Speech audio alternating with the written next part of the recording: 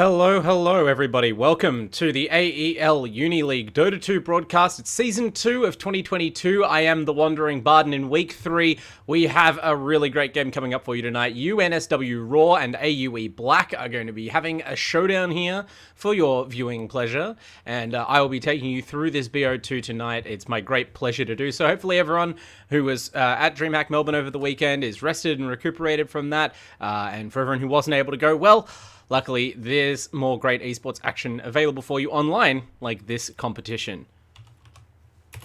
So we'll just get the players started, but of course, in the meantime, we should thank our sponsors who make the AEL Uni League possible. Just get it out of the way, of course, for all viewers, so that we can enjoy the action as it happens.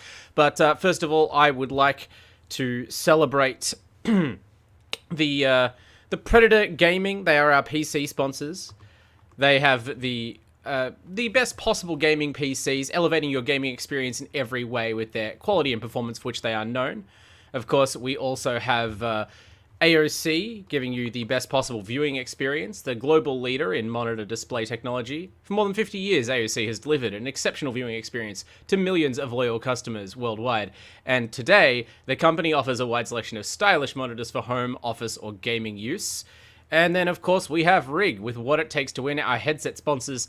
They are delivering superior audio for competitive gamers and streamers at all levels, so join the Rig team and enhance your gaming experience today. And, of course, our gaming experience is enhanced as the draft begins. Fantastic. UNSW and AUE kicking it off here. Of course, we have had a round of patches since I was last on the mic, had last week off, and so things have changed since then. And this is the TI patch, so hopefully we get some really high quality, balanced, competitive Dota, since this is what we will be living with for the foreseeable future out in Dota land. All of you rejoining the Dota community now that the Battle Pass is online, this is the patch you're playing on, so maybe you get some pointers here for your drafts at home.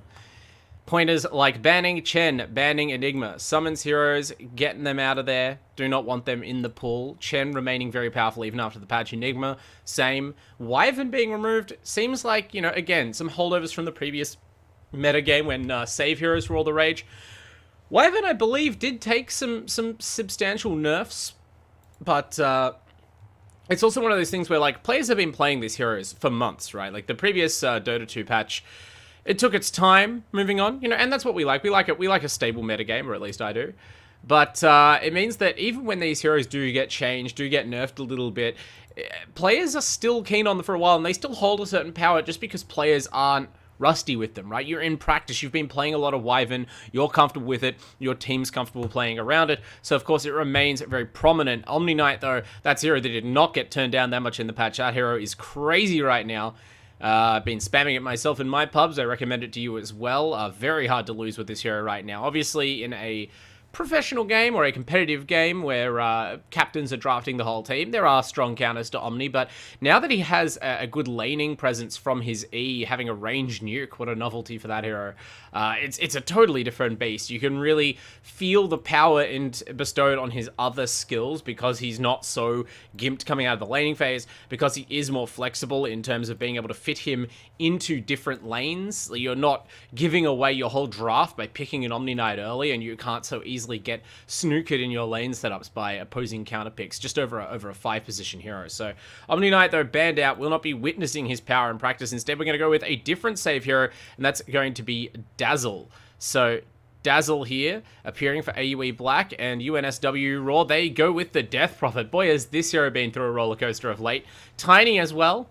Tiny is the roller coaster, tossing heroes left and right, but Death Prophet was the scourge of a previous patch, or really the last couple of patches, with her incredible laning powers and her percent health damage shutting down tanky heroes in the late game. Now, just as tanky heroes are coming to prominence, Death Prophet got heavily nerfed. I've rarely seen a hero taken apart at the hinges so like she was. But the B patch for whatever we're on, 8.32, I fully forget Dota patches nowadays, but the current patch, the B patch, has restored her laning powers somewhat, right? Not in the exact same way, still doesn't have that percent health damage, but the numbers got turned up on her spells again, to the point that she is just as formidable laning in many cases as she was, especially once that Soul Siphon is at level 4. So not quite the exact same hero, but still very powerful right now. And no surprise to see UNSW Roar picking that up, given its flexibility. This could be, you know, either hero could be your mid laner, your off laner, your support. Really, a lot of flexibility there. And apart from Dazzle being pretty much locked in as your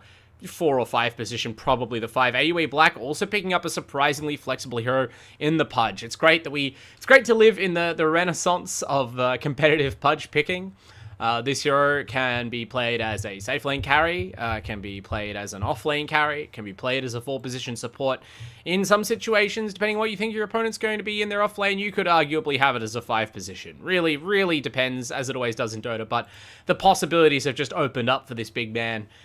You know, and some people were quick to pronounce the death of Pudge in patch analysis videos when the changes came through, but really it was the lightest touch. You know, that's what we kind of expect from a TI balance patch, is not wholesale destruction of heroes and comps by IceFrog, right? It's not that they're afraid to nerf things, they don't think it's strong, but just sort of ideally every hero is strong. And so Pudge has been able to hold on to a lot of the potency that he had in the previous patch. Now, obviously, second banning phase here. UNSW Roar, they have removed Juggernaut and Drow, are definitely on the carry banning phase. AUE Black, though, they ban out the Rubik and the Ursa. Rubik, a surprisingly popular pick. Pretty much rain, hail, or shine here in the AEL Uni League. Lots of strong Rubik players who are looking to flex their skill advantage from the support role. Won't be happening today, though. That is banned out, which it's interesting to see Enigma banned and then the Rubik banned. You'd usually see it the other way around, since the Rubik ban removes one of the main Enigma counters. Obviously, Enigma is very strong in this meta and justifies a ban in its own right, but yeah, putting some respect on the Rubik's name there. Also, the Outworld Devourer being removed by AUE Black, so trying to protect their mid laner from potential destruction. Of course, their mid laner likely not being picked yet. It's very unlikely the Pudge is going mid this game. Even though we are in the patch of Pudge, it's a bad mid hero, and if we're being honest with ourselves, it's always been a pretty atrocious mid hero. Maybe back in the days of Dota 1, maybe when the game was much slower. I'm talking like Dota 1, Vigos, Queen of Pain, mid being the standard, you know, when your 2 supports were roaming at level 1 for 10 minutes and the game moved at glacial pace. This kind of like incredibly kill-focused mid laner was the rage. And there are certain matchups where having just a beefy melee boy who can control the last hits well is what you need. But for the most part, keep that Pudge on the sidelines, and I'm sure AUE Black will be doing that. But UNSW Roar, they know how to make me happy. Competing for my heart with an Oracle pick.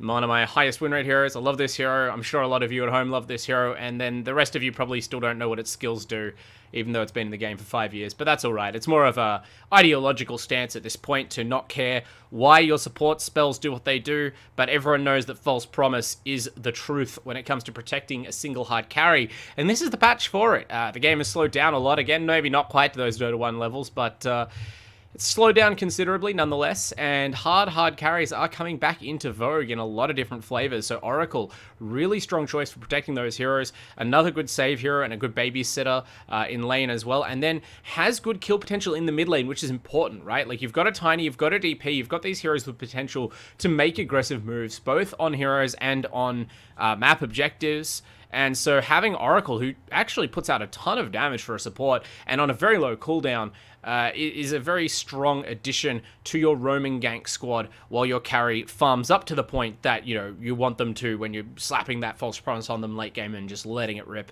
AUE Black, though, they will not be left behind in the fighting stakes. They pick up an even fightier support, a much fightier support in Tusk. So very aggressive laning stance here. Even the Dazzle these days is pretty brutal. Poison Touch just getting buffed and buffed and buffed. So one of the strongest laning phase spells to compensate for, you know, the relative defensiveness of Grave and Shadow Wave. But Pudge and Tusk, definitely a dynamic duo. Lets you snowball the Pudge onto heroes to get the rot on them. That means that you can save the hook. You don't need to leave things to chance. And obviously, Ice Shards, if you want to get fancier, can be a great setup for the hook. Now, it doesn't guarantee those two will be laning together. Could easily be a Pudge Dazzle safe lane if you're feeling brave and you want to play Pudge 1. But, you know, certainly once the map starts to break down, we'll be seeing those roam together. And wow, AUE Black. So if UNSW Roar, I thought they had a potentially aggressive lineup, at least with the ability to make some moves. AUE Black with one of the more aggressive lineups I think I've ever seen. Pudge, Tusk, Night Stalker, 3 tanky, strength, typically core heroes, all with the ability and the need to run down enemy heroes. You've got the vision advantage now that Night Stalker provides. That's crucial to finding kills with Pudge and Tusk. So you're pretty all in on this strategy, but it's not a bad one at all. And I will say that in this save meta of heroes like Dazzle and Omni Knight being among the most powerful picks, Chen, Oracle, even Enigma, you can almost look at as like he's a counter initiation hero at the best of times. Those are all combo very well with these aggressive strength heroes who just run in. They don't really need help getting onto targets because those supports, they won't help you with that. But once they're in, you know, it's so easy for you as Dazzle to land great graves, get a ton of contribution done in the fight, cast all your spells several times, because instead you don't have to worry about the enemy running at you and getting onto you as the Dazzle in this case. You've got, you know, your team are running at them, and their positioning is being governed by what Pudge and Tusk and Night Stalker are doing. But UNSW Roar, this is the hero I was thinking of when I said hard carries are coming back into style in a variety of flavors. This is the purple ghostly flavor, which I was personally salivating over. It's Spectre. She's back. Mercurial. It is a Mercurial pick in the history of Dota 2, and the Mercury is high on the thermometer right now. Spectre coming in hot. I don't know if we'll be seeing the traditional Radiance build anymore. That seems to very much be a thing of the past, or if you're really winning hard, maybe if you're balling out in your pub. But Spectre, you know, more flexible than she used to be, and certainly a great answer to these heroes. Tusk, Night Stalker, Pudge, kind of low damage. The damage doesn't necessarily scale, and while they do have a lot of disables, Spectre, almost unique among carry heroes in how little she cares about that, right? You're not a hero that's trying to desperately get an ultimate off like a Faceless Void. You're not a hero that's trying to stand there and auto-attack constantly without being kited or pinned down like a Sven or a Medusa or something like that. You don't need to chase people around even really like a Razor. If they're standing there dismembering you and all wailing on the spec, and the spec just has a false promise and survives, they're probably hurting themselves more than they hurt you. So, very potent combo. The only weakness here is that in the face of this super aggressive run-at-you draft, Spectre Oracle is definitely a combo that takes a long while to come online. So, yeah, this is a great way to counter that. Phantom Assassin, much earlier timing on this hero, especially with these beefy boys around her to cover her. Phantom Assassin will just be able to duck into the backlines to snipe the Oracle, or pick off a support like the Tiny, or chase the Spectre out of the fight, force a Haunt. It's going to be difficult. I mean, Spectre can build a Blade Mail, which is a potent counter, but that by itself does not fix the potential timing issues overall that this is presenting for UNSW Roar's draft. And it's going to be really interesting, because if this team are running at you and trying to close off your map, Spectre has an advantage in that she's not a hero that farms tremendously fast. She uses the gold that she gets from farming more efficiently from other carries. Like, her natural insane scaling with all sorts of stats is kind of her farm steroid, right? She just does more with less. So that's good if you expect to be pinned down into a box, but still, typically, in a situation like this where you don't feel you can probably fight AUE Black's draft at 20 minutes, you would rather have split pushes. You would rather have highly mobile, hard to gank cores who can still get out on the map and not just continue to secure farm in the face of overwhelming map control from the opponents, but also try and pull them away from towers, from Roshan, from your high ground, and at least make them make a decision. Whereas Spectre, I don't know that she can really afford to do that. Obviously, you can dagger into the trees, you can hide out, you can do all sorts of things, but she's not the best at it. And so I wonder whether UNSW's Roar's final pick here, their mid laner, presumably. Wow, okay, it's Bloodseeker. A nice counter to the 4 melee cores of AUE Black, and certainly a good hero for brawling, but overall leaves them feeling kind of fragile as a team, and we'll have to see how much space UNSW Roar are able to manufacture. It feels like they're going to be really dependent on the laning phase to come out well for them. If they do well in the lanes, if they have a bit of an edge there, a half an item lead or something on AUE Black, that AUE Black sort of feel they have to recover before they start going whole hog aggression, then UNSW might be able to sort of keep their nose in front for long enough for Shibusi Grapes on the Spectre to come online. But if not, then AUE Black, I see this potentially being a really fast game. They have the tools to get it done. They have Andros, Australian hero, on the Pudge, and no shortage of confident players around him. Let's find out what's going to happen. Of course, you are watching AEL Uni League. If you didn't catch that earlier, this is the premier university Dota esports competition in Australia, and these are some of the premier Dota players in Australia as a whole. So make sure that you are following us on social media, I'll do the reads at the end, though, because the game is starting up and we have to get on the road here. Weekend Warrior going to be leading the team in a battle, or at least leading from the back. I'm not sure how I would describe that elegantly, but we'll be looking to lead them to victory later on the Phantom Assassin. Hard Gary. We got Unleashy on the Tusk. Looks like 4 position, as you'd expect. One of the most natural 4s in the game. We got Psycho on the Night Stalker. I was speculating on whether or not this would be their mid. It looks like it probably is. We got Andros on the Pudge. Hasn't bought his items yet, but I'm going to assume that is their 3 position. And, of course, 5 position Dazzle, VS1, Vez1. One day I'll decide how to say that name. And then over here on the side of UNSW Roar, we've got 554 on the Bloodseeker, presumptive mid laner. That's going to be an interesting mid lane duel between 2 melee heroes there. We've got the Tiny. We've got Brute's Tiny, 4 position, run around here. 4 pos. And we've got Shibusi Grapes on the Spectre, as I said before. We've got Shizuya on the DP. Death Prophet actually loading up a bottle, so perhaps, sorry, it's DP mid, it seems like, and perhaps offlane Bloodseeker. Wasn't sure how that was going to work out. I've kind of defaulted to expecting this Death Prophet hero to be an offlaner if it is in a core position, but, you know, it is a relatively new patch, new changes being made to the hero, and obviously these 2 lineups are not, we'll say, like, Dota 101. They're not confusing. It's like, oh my god, why have they picked this? But it is a case where I can imagine that you have slightly different evaluation in terms of picking your lanes to what you might otherwise, what you might normally. And that's part of the fun of Dota for me. It's what keeps the game so interesting throughout the years. It's always changing, always different. There's always so many options. And as a great Dual TI winner once said, everything can work. Just, unfortunately, it usually doesn't play out like that in your pubs because it sort of presumes that your entire team are all very good Dota players and you're all on the same page about exactly what it is that you're trying to make work and the various steps that you all need to take in order to make it work, and when that window that you're trying to make work closes, and therefore the urgency of doing those things, and so on. But that's why we all watch 5-on-5 competitive Dota with quality teams and players like these. So I realize I may have left out Xeon Flux on the Oracle, in which case, apologies. Xeon Flux, last but definitely not least, on that 5-pos Oracle, going to have a huge role to play in this game. His hero is very squishy against the likes of PA, Night Stalker, and Tusk. Very easy to die on this hero while you're trying to provide fire support in these early brawls. But it's crucial that the Oracle stays alive, gets levels, even gets some items, possibly going to start with that Aether Lens to try and preserve the life, or a Blink Dagger if you get really rich. But they're not afraid of fighting a level 1 at least. 4-pos leading things off with the Tiny, trying to run out in front, 554 as well. They're trying to get up onto the high ground to get a vision advantage, but they've been seen on the low ground.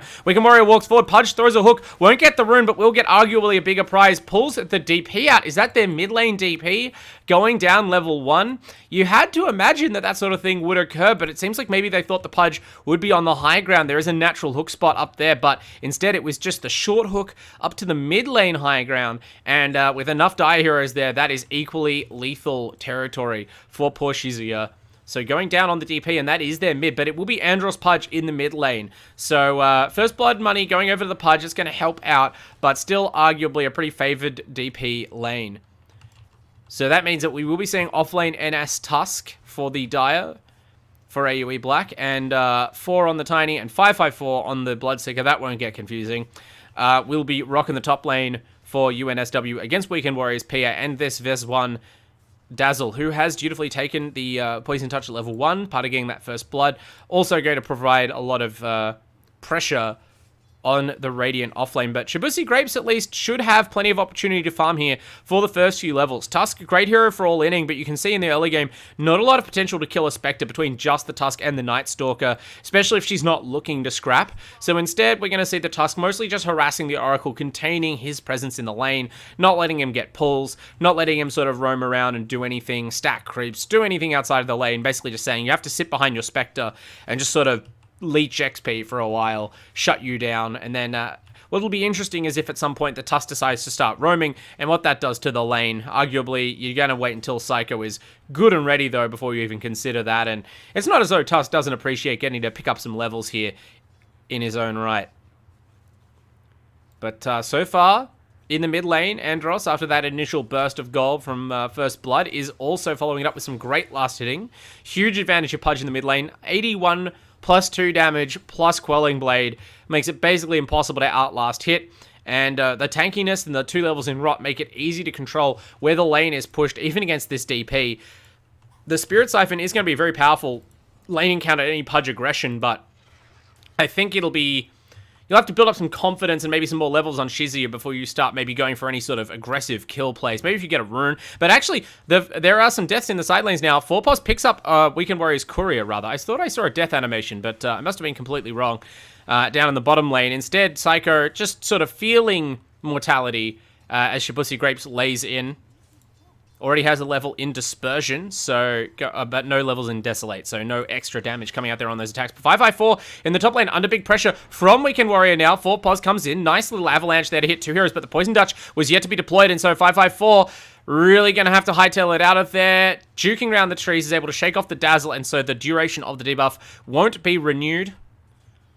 And the tense situation continues. Laning going very even. Shizuya really starting to try and press the advantage here on Andros, though, but they're both running a bottle, so unless you're able to take over those runes, maybe with some support rotations, it's going to be hard to keep the Pudge down. And it's hard to imagine too many support rotations coming away from these side lanes. It's just too important to keep heroes behind this Spectre and this Bloodseeker to protect them during this relatively dangerous phase of the game. And that's why this Bloodseeker last pick was so interesting to me. But we'll see. I mean, its applications against the Dire draft are clear, but 554 right now, definitely not feeling like a last pick hard counter blow you out kind of hero. Really struggling to get some CS, and Forpos misses that. You see, 554 can't even get a range creep. Has to come over and try to assist his Tiny, who dies anyway. Vest1 just showing the power of the Dazzle. No points in grave yet, just maxing the Poison Touch, maxing out the damage-dealing spells, getting the job done. And now Unleashy, as expected, the Dire can rotate their supports. Wanders over, grabs what is arguably the Radiance Bounty Rune, and now looks to set up on Shizuya in mid lane. Andros already has 1 Water Rune secured. Unleashy is parked on the other one, so Pudge is of course going to be the one winning the mid lane with the help of this rune advantage. And this is just the this is what the Dire have drafted for themselves by picking Spectre Bloodseeker and supports that sort of aren't themselves even very great roamers. At least Xeon Flux, definitely not really the hero you imagine rolling into mid like a House on Fire and causing problems for the enemy mid laner. You're going to give up these small advantages across the map, and that might start to tip the balance, even if the kill score doesn't deepen in its advantage towards AUE Black. Still, whenever the Tusk isn't even in the mid lane, you can see Shizuya able to levy those Spirit Siphon charges to really punish Andros and still secure creeps with the Crypt Swarm, but without a bottle refill from one of these heroes or a lucky rune, things are going to be hard, and there's not even a bounty rune available to get the job done right now. So the Tusk having a big impact around the map early on, even in the mid lane where he spent very little time. She's at least able to secure top CS in the game, and it'll be exciting to see what this DP goes. Has queued up a Falcon Blade to start with, who just want those stats and a bit of extra mana regen, and certainly this hero can shred the jungle. Her farming speed nowadays is very, very, very powerful, so extra mana regen of any kind, quite valuable to her. And at that point, it'll be, you know, what can you do? Are you going to just fully tank up? Are you going to try and build some sort of items to increase the efficacy of your damage? I mean, back in the day, this would have been a really great counter pick for all these strength cores. And Spirit Siphon is still good against them because they are melee heroes, but maybe not quite as good as it used to be. Speaking of Xeon Flux, kind of wishing that this hero's laning spells were a little bit more powerful as he gets brought down effortlessly by Psycho and Unleash You, who's now teleporting mid immediately. I'm not sure if there's any opportunity to be seen there, or this is just about securing the 6-minute runes. You watch them fan out. Brilliant coordination. Andros secures the top rune. It's Arcane. And now Tusk will effortlessly roll into the bottom lane, pick up the enemy bounty rune, and continue to make that bottle feel a very wasted expense for the Radiant DP. In fact, she's running up to try and get to her own bounty rune because she hasn't got it warded. And I don't know if she even saw the Tusk there. Might have eluded vision. Tusk now is going to be... was that not within night vision range of Xeon Flux? Wow. Okay, Xeon Flux does definitely know that it was water. So they did see the Tusk around. And they get a little bit of gold back. They repair some of the economic damage with that D ward, but Unleashy really having impact now. It's just simple rote map movements, but just knowing that the advantage is there to be taken and making sure that you teleport to that lane and that you're standing on the bounty on the rune spot at 6 minutes, that you're rotating through to the bounty rune, denying possible advantage from the DP. But now, much more direct advantage attempting to be claimed here by 554. Can't run down the Dazzle. They just don't have a slow. They only have the one tiny stun, and it's not likely that Dazzle's going to allow himself to get into a position to be tossed back. So, you know, unlike the bottom lane, the pressure is limited. Shibusi Grapes, obviously, 2 points in Dispersion, going to be shrugging off some of the damage from Psycho, but Night Stalker is now level 6, has Dark Ascension available, and it is nighttime, so the lane has become somewhat more dangerous for the Spectre. Andros, though, happily farming up, has reclaimed top spot in the CS charts as the DP, wandered around in the jungle in full-on hope of finding some sort of rune, and has already built up the hood, so magic damage resistance to counter both the damage from your own rot, increase your farming potential, and shut down the magic damage-based Death Prophet core.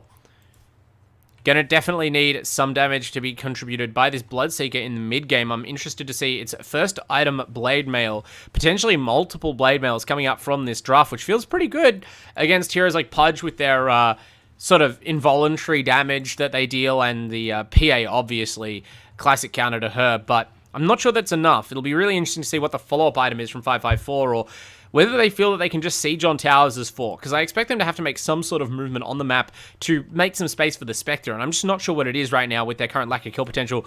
Tell you who doesn't lack kill potential, it's Andros with this haste rune, just sneaks up in the dead of night on the top lane. 4paw is going to buy some time on the Tiny with an avalanche. Andros doesn't immediately throw the hook and gets thrown backwards and silenced. Ves is able to pick up the kill. I think it was just the dots ticking down there. A little bit of rot damage for Andros, and the poison touch was more than enough to kill the Tiny. Andros now attempting to hook the Dazzle to safety, but Shizuya, the hook doesn't even break the long leash of Spirit Siphon, and this is going to be, oh, Weekend Warrior gets trapped by the Rupture, was about to blink back to the creep wave. 554, I'm not sure whether that skill was just leveled with the XP from the kills, whether it just came off cooldown, or whether that was just cruel, you know, delaying of the skill cast, just waiting as long as possible, just in case you didn't have to use it. But in the event, very happy to commit that skill to kill the enemy carry. So hugely impactful first Exorcism. Unfortunately, Andros counter-rotates back to the mid lane. It's going to kill the Tiny again. So 4 definitely won't be having the mental health helped by this start to the game. Dying, not even for his team, as Shizuya kind of just wanders back into mid lane. I'm not sure what was expected there.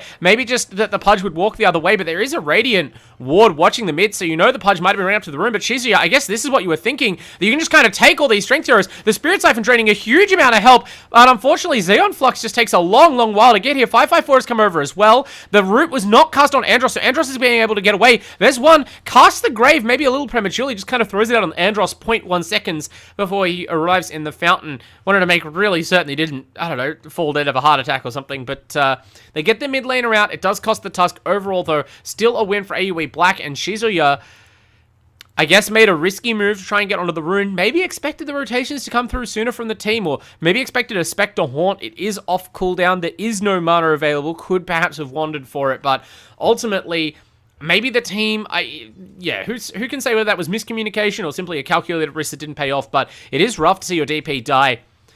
Lucky the Exorcism was already used and used well. You won't be sort of feeling the inefficiency of that cooldown being wasted. 30 seconds now until we see it again.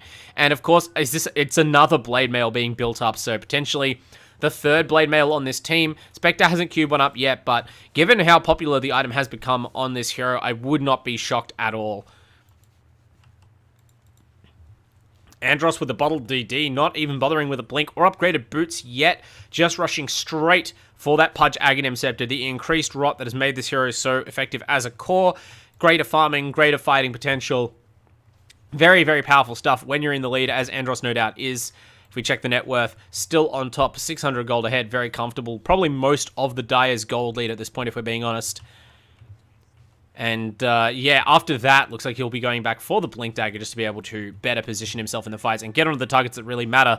For now, though, he's happy to take targets of opportunity, most of which seem to be this Tiny. 4paws definitely been doing the dirty jobs the team needs, and that indicates if you're wanting to really die for your team, you should get to bottom lane right now, because that is looking like the Death Zone. Shibusi Grapes on the Spectre understands, throws a parting shot with the Spectral Dagger and leaves. But Xeon Flux is coming in, so Shibusi wanders back in, and Xeon, able to avoid the attentions of Unleashy on the Tusk, has level 6 thanks to that Tome, so going in now, but might be a bit late to start the fight. The Dazzle is already dead. Great job isolating him on the backline. Psycho, Rupture on the Night Stalker, has to TP. Only TPs to the tier 1, and they see that, and the Rupture is still on him, so that was a little bit ambitious, but unfortunately the Rupture does wear off, so Psycho's able to slip the noose. The rest of the team, they don't even attempt to take advantage of the spread positioning of the Radiant, and so despite the aggression I anticipated out of this Dire squad, Andros says, slow down, boys. I want my Ags. And without this Pudge, without the mid lane Pudge, they maybe don't have the kill power to be hunting so deep under enemy towers. Maybe a great decision to get back. They do still have an OBS here up that has not yet been dewarded. Not sure if the Radiant are going to do that or not.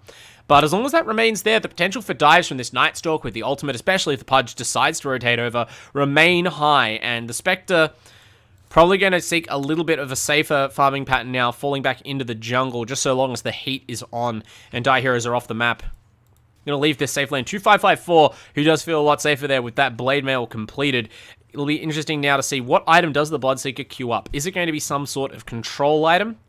Is it going to be, Yules is not really the highest damage core item for Bloodseeker, but pretty good against the Pudge. I think they need some sort of further disruption for the dismembers besides just DP Silence. But DP Silence going to come in handy here if she wants it. She doesn't have it leveled actually yet, but 4Paw's able to slip out of that gank anyway. Unleashy decided to just chance it, but it's going to end up going badly for the Die, although Shizia gets jerked back by the hook, but 554 is there, and so they're able to turn this into further aggression. The Rupture on the Pudge. Andros is just so tanky with the hood active, just walks that off to the tower, but it does serve the purpose of discouraging him from fighting further, and so more heroes go down. Shizia loses a courier. I'm going to assume that was to the tower. One of those unfortunate instances where you just suddenly don't expect yourself to be fighting behind the tier 1, and your courier, of course, poor dumb animal than it is, cannot control itself, flies into the bullets. Andros still wants to scrap. He's basically indestructible at this point in the game.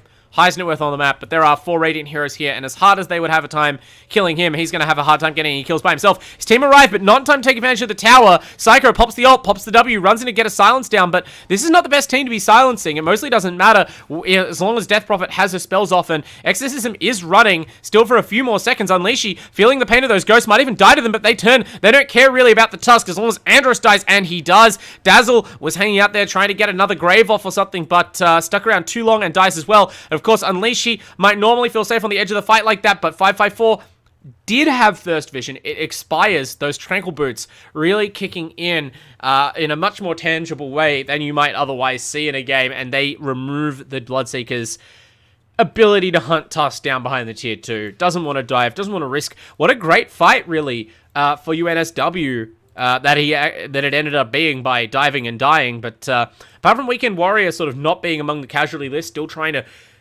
sneakily farm her way to a Battle Fury, but Weekend Warrior has been shut down something fierce. The offlane just did not end up going very well at all. The pressure applied by that DP was a back-breaking gank, and from there it doesn't look like PA has been able to recover. It's sort of been all the rest of the map that we've been looking at on the cast night. I'll be honest, I just kind of assumed that PA was beavering away in the background somewhere, just farming up the neutrals, but the hero doesn't farm that fast without a B Fury, so this early part of the game, it's actually Spectre who's arguably come out ahead, 100 ahead on the net worth, and that bodes kind of ill.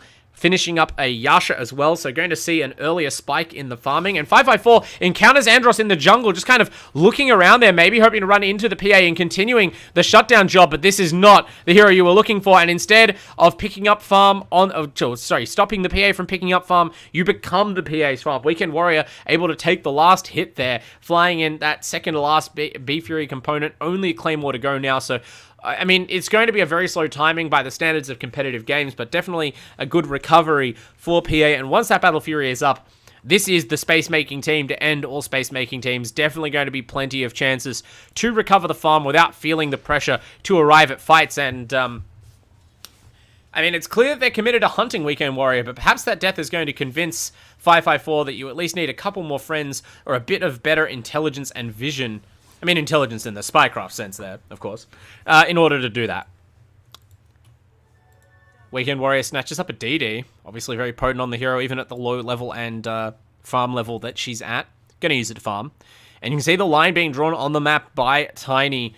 We want to go into the jungle. This is a devious little obsword by the Dire here, of course. Not only checking the enemy triangle which is unlikely to be a point of high contention in this game, with the Spectre not being the most prominent Ancient stack taker. But most importantly, it's going to probably see most of the rotations that would head towards PA, unless they're very careful about running from mid up this part of the ramp, or they smoke in the mid lane before crossing over, which unfortunately for PA has happened.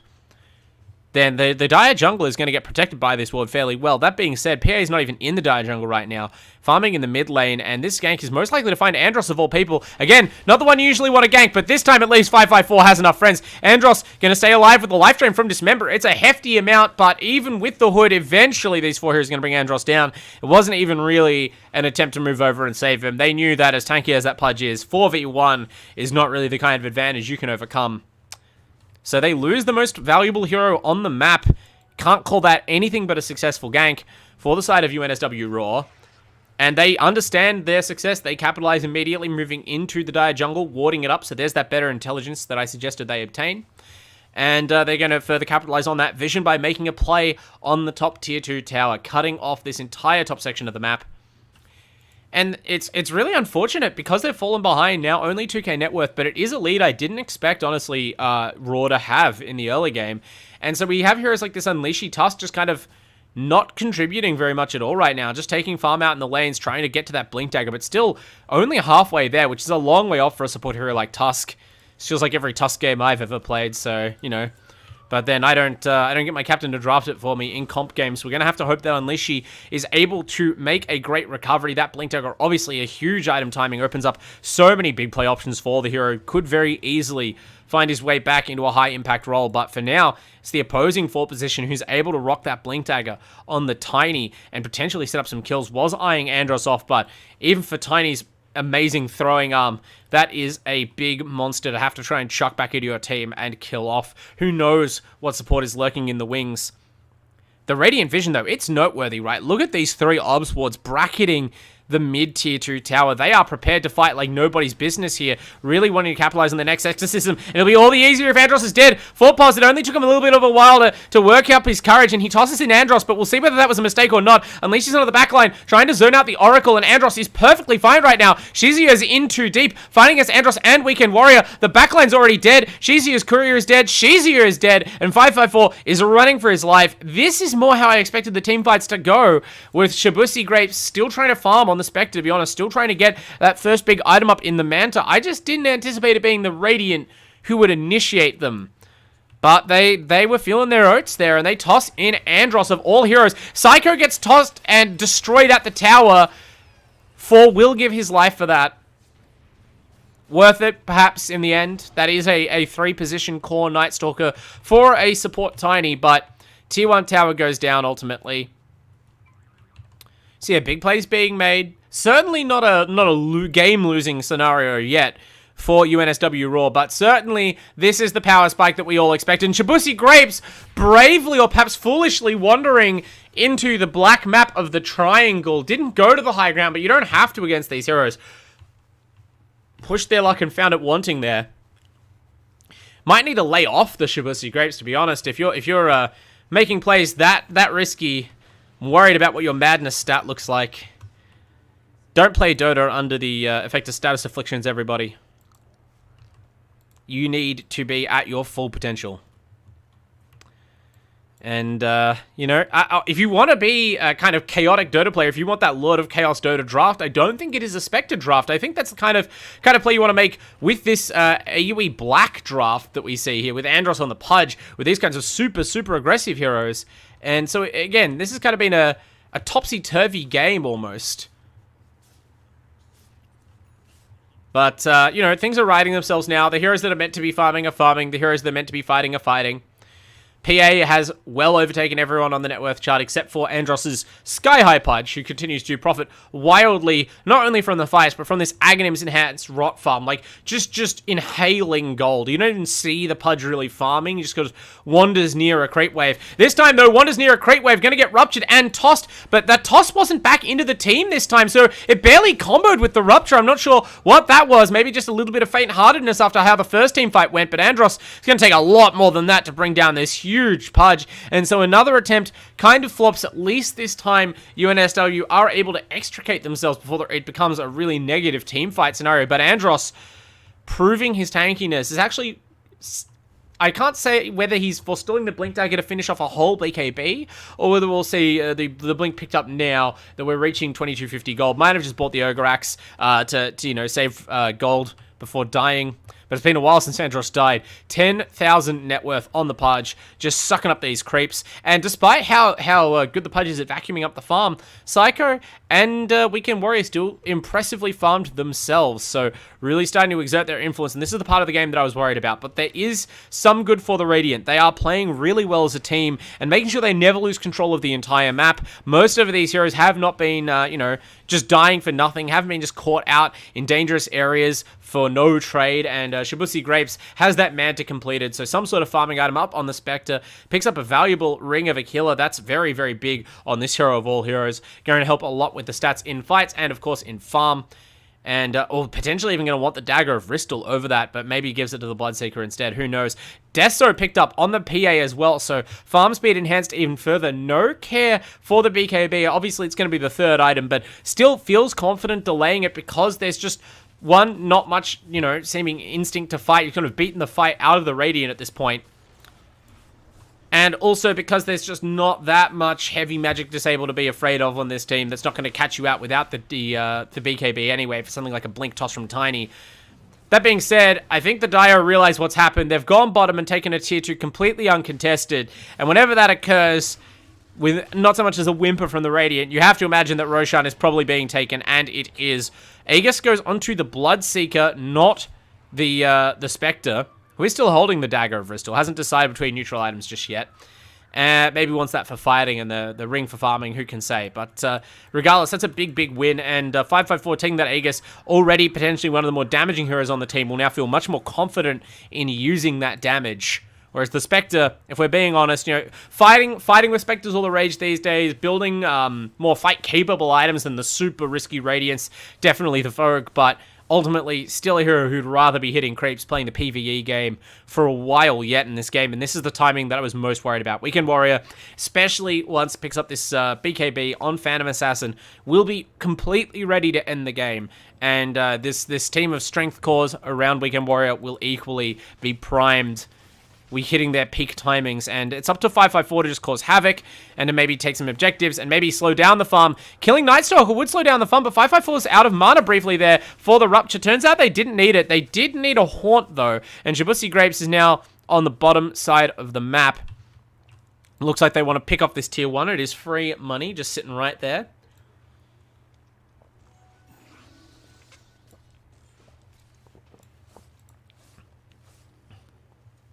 And UNSW continue to move confidently around this map.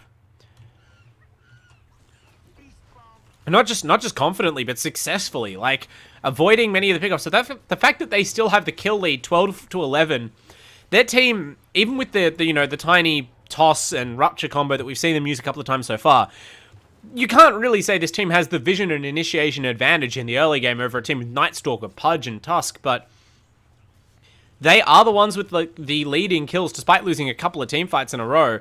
So, that tells you something about how effectively they've been able to control vision, keep control of their side of the map where needed, and find room for their cause to farm. Bloodseeker puts himself forward, remember, does have the Aegis, so Psycho, especially without the ability to toss this hero back, or currently, based on position to hook, going to take a while to bring this hero down. They are kind of just leaving 554 to die twice, it looks like. That's how little they want to engage, and yeah, that's going to be the end of him, unfortunately. Brought down by Andros and Weekend Warrior, and in fact, they still can't even get out far enough, because as far away as they were from saving their offlane Bloodseeker there, Xeon Flux is caught by Unleashy.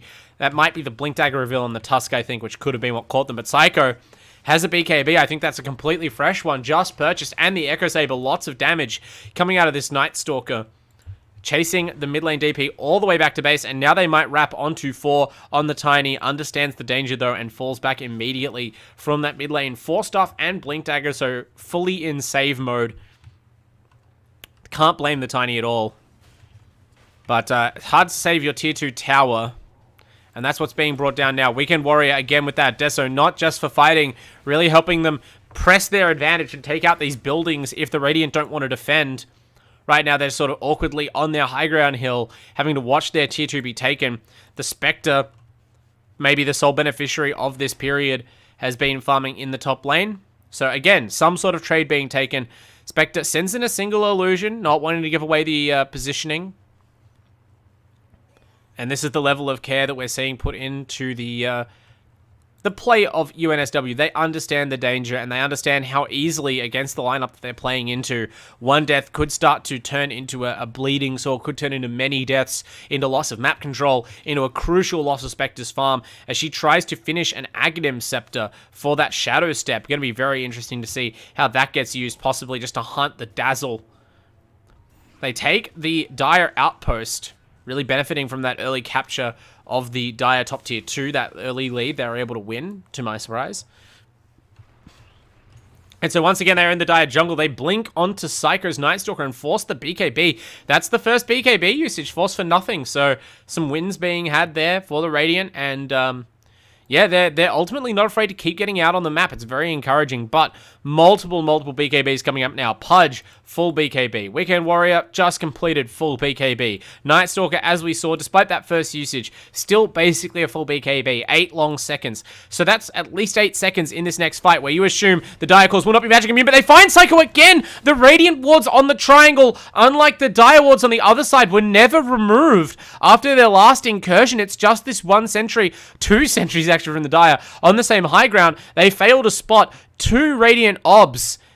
One might have just been placed, but certainly they had vision there on the Night Stalker. That's crucial. They find the hero with no BKB cooldown available, and they kill him off, which might buy them a window here to take a tier 2, or at least take a good fight. They go on to Spectre, but Shibusi Grapes is saved by Xeon Flux, and the Tusk can't get out again thanks to the Oracle's binding. Tiny gets hooked up to the high ground, so Andros probably going to be the death of 4, but it does mean there's a split fight going on. Xeon Flux finally killed off Psycho, able to run him down. 4 dies as well up in the base. Can't stay alive forever, and now they're on the retreat. Still half an exorcism, so they have to be careful, but it looks like the Radiant are just fully on the retreat now. They understand the danger of trying to fight a rearguard action. You can't really just hang around in front of Andros's Pudge and all these blink daggers, so they have to give up. In the end, 3 heroes on the retreat there. That fight started so well. They killed the Night Stalker, they had a good window, they got a save on the hero who got initiated on Shibusi Grapes, and it looked like they were all ready to maybe take advantage and definitely take the Dire tier 2 mid, but instead, they lost 3 heroes on the retreat, and now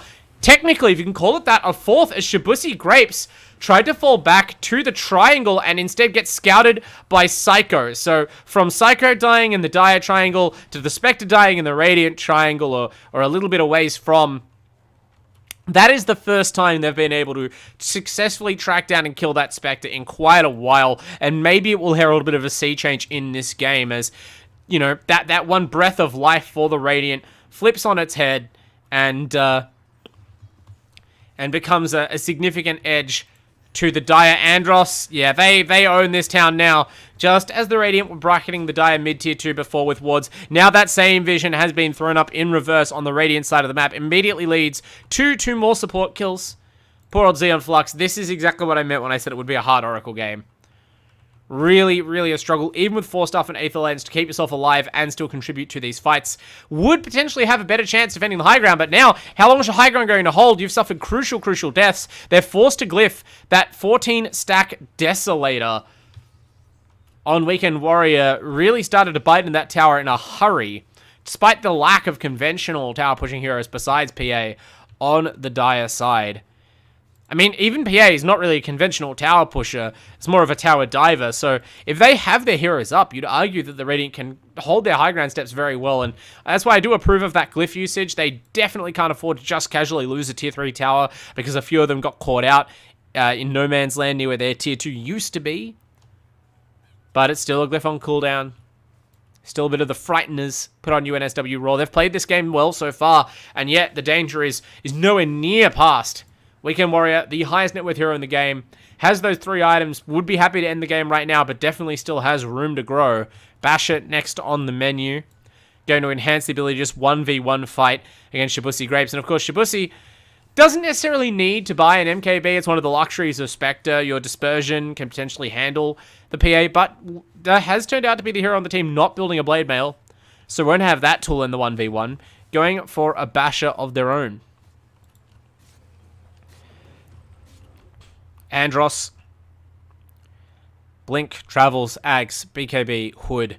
upgrading the hood into an Eternal Shroud. That's a bit of a gimme, and then it looks like Shiva's is queued up next, and at that point, I guess you go back for a Strength Blink, or maybe an Arcane Blink, or whatever suits your taste. Other than that, though, Andros starting to get maxed as this Pudge. Hero just farms so quickly, 17,000 net worth, and obviously that is having an impact on the game. It's a 7,000 net worth lead to the Dire, and they have been able to really win out in the last couple of fights, in large part thanks to Andros' strength, but I wonder what we'll see from that point. Will it just be throwing ourselves at the Radiant High Ground to try and end the game by that point, or will Andros have sneaky ways to continue scaling? Are we going to see ultra late game Pudge?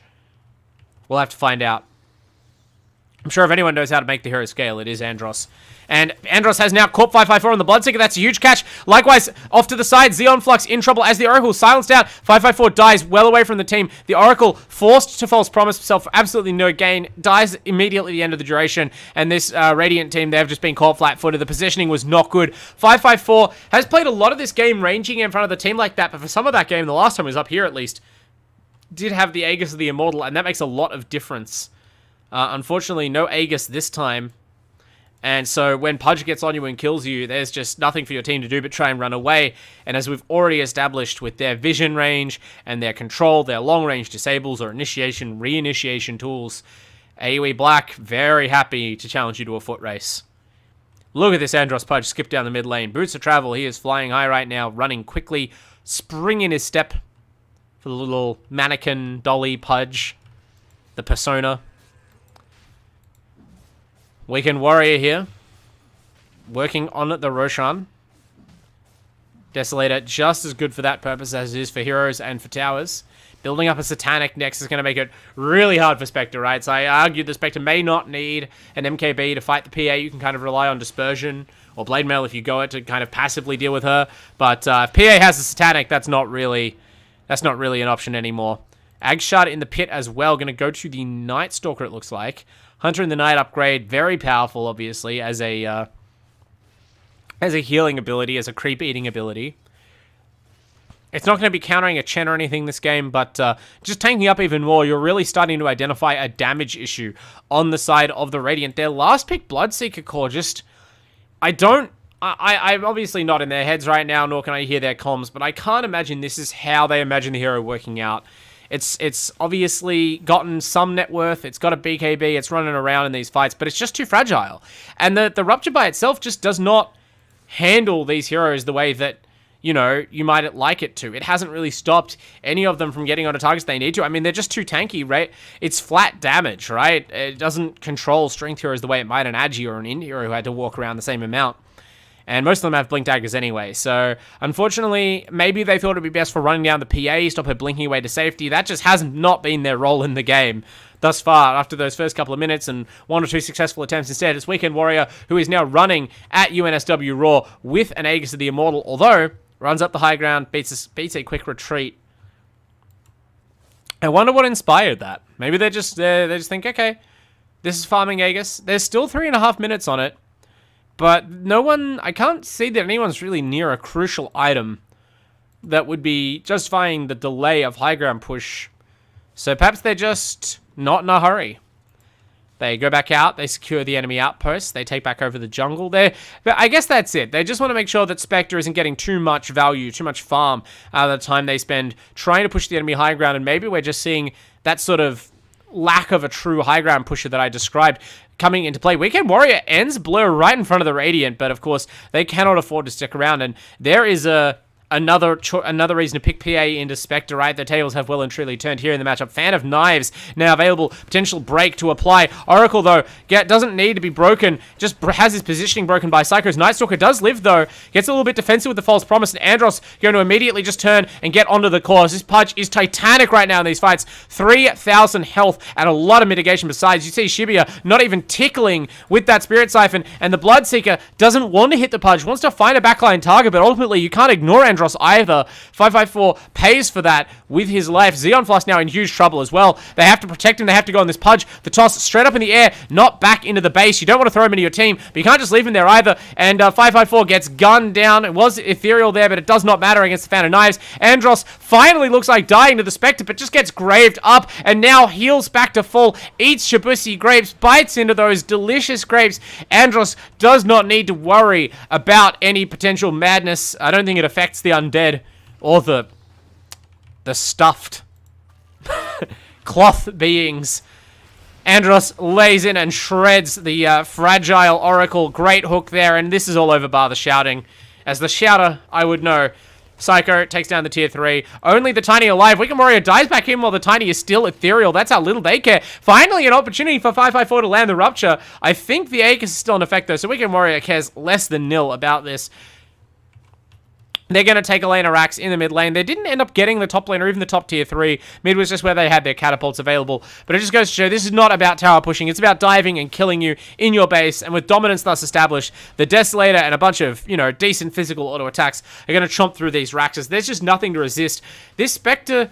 I can't criticize the play. It seemed fine, but the Spectres had negative impact on the game. There's been like one haunt that was really significant in the fights. Even with these, you've got 3 items now between Ags, Skullbasher, and Manta Style, and between them, you're just doing exactly no damage to any of these heroes. And that's before the Dazzle comes into play, or they save each other with their Blink disables. And the Oracle has just had too hard of a time positioning. This final pick, Bloodseeker, has just withered away completely since the mid game. They're going to make a last stand here, though. 2 racks is down, 1 still standing. They're going to try and protect it. Wicked Warrior still protecting that Aegis, which has 40 seconds remaining. They could easily just go back in. With a 22,000 net worth lead, it would not be a wonder if they decided to.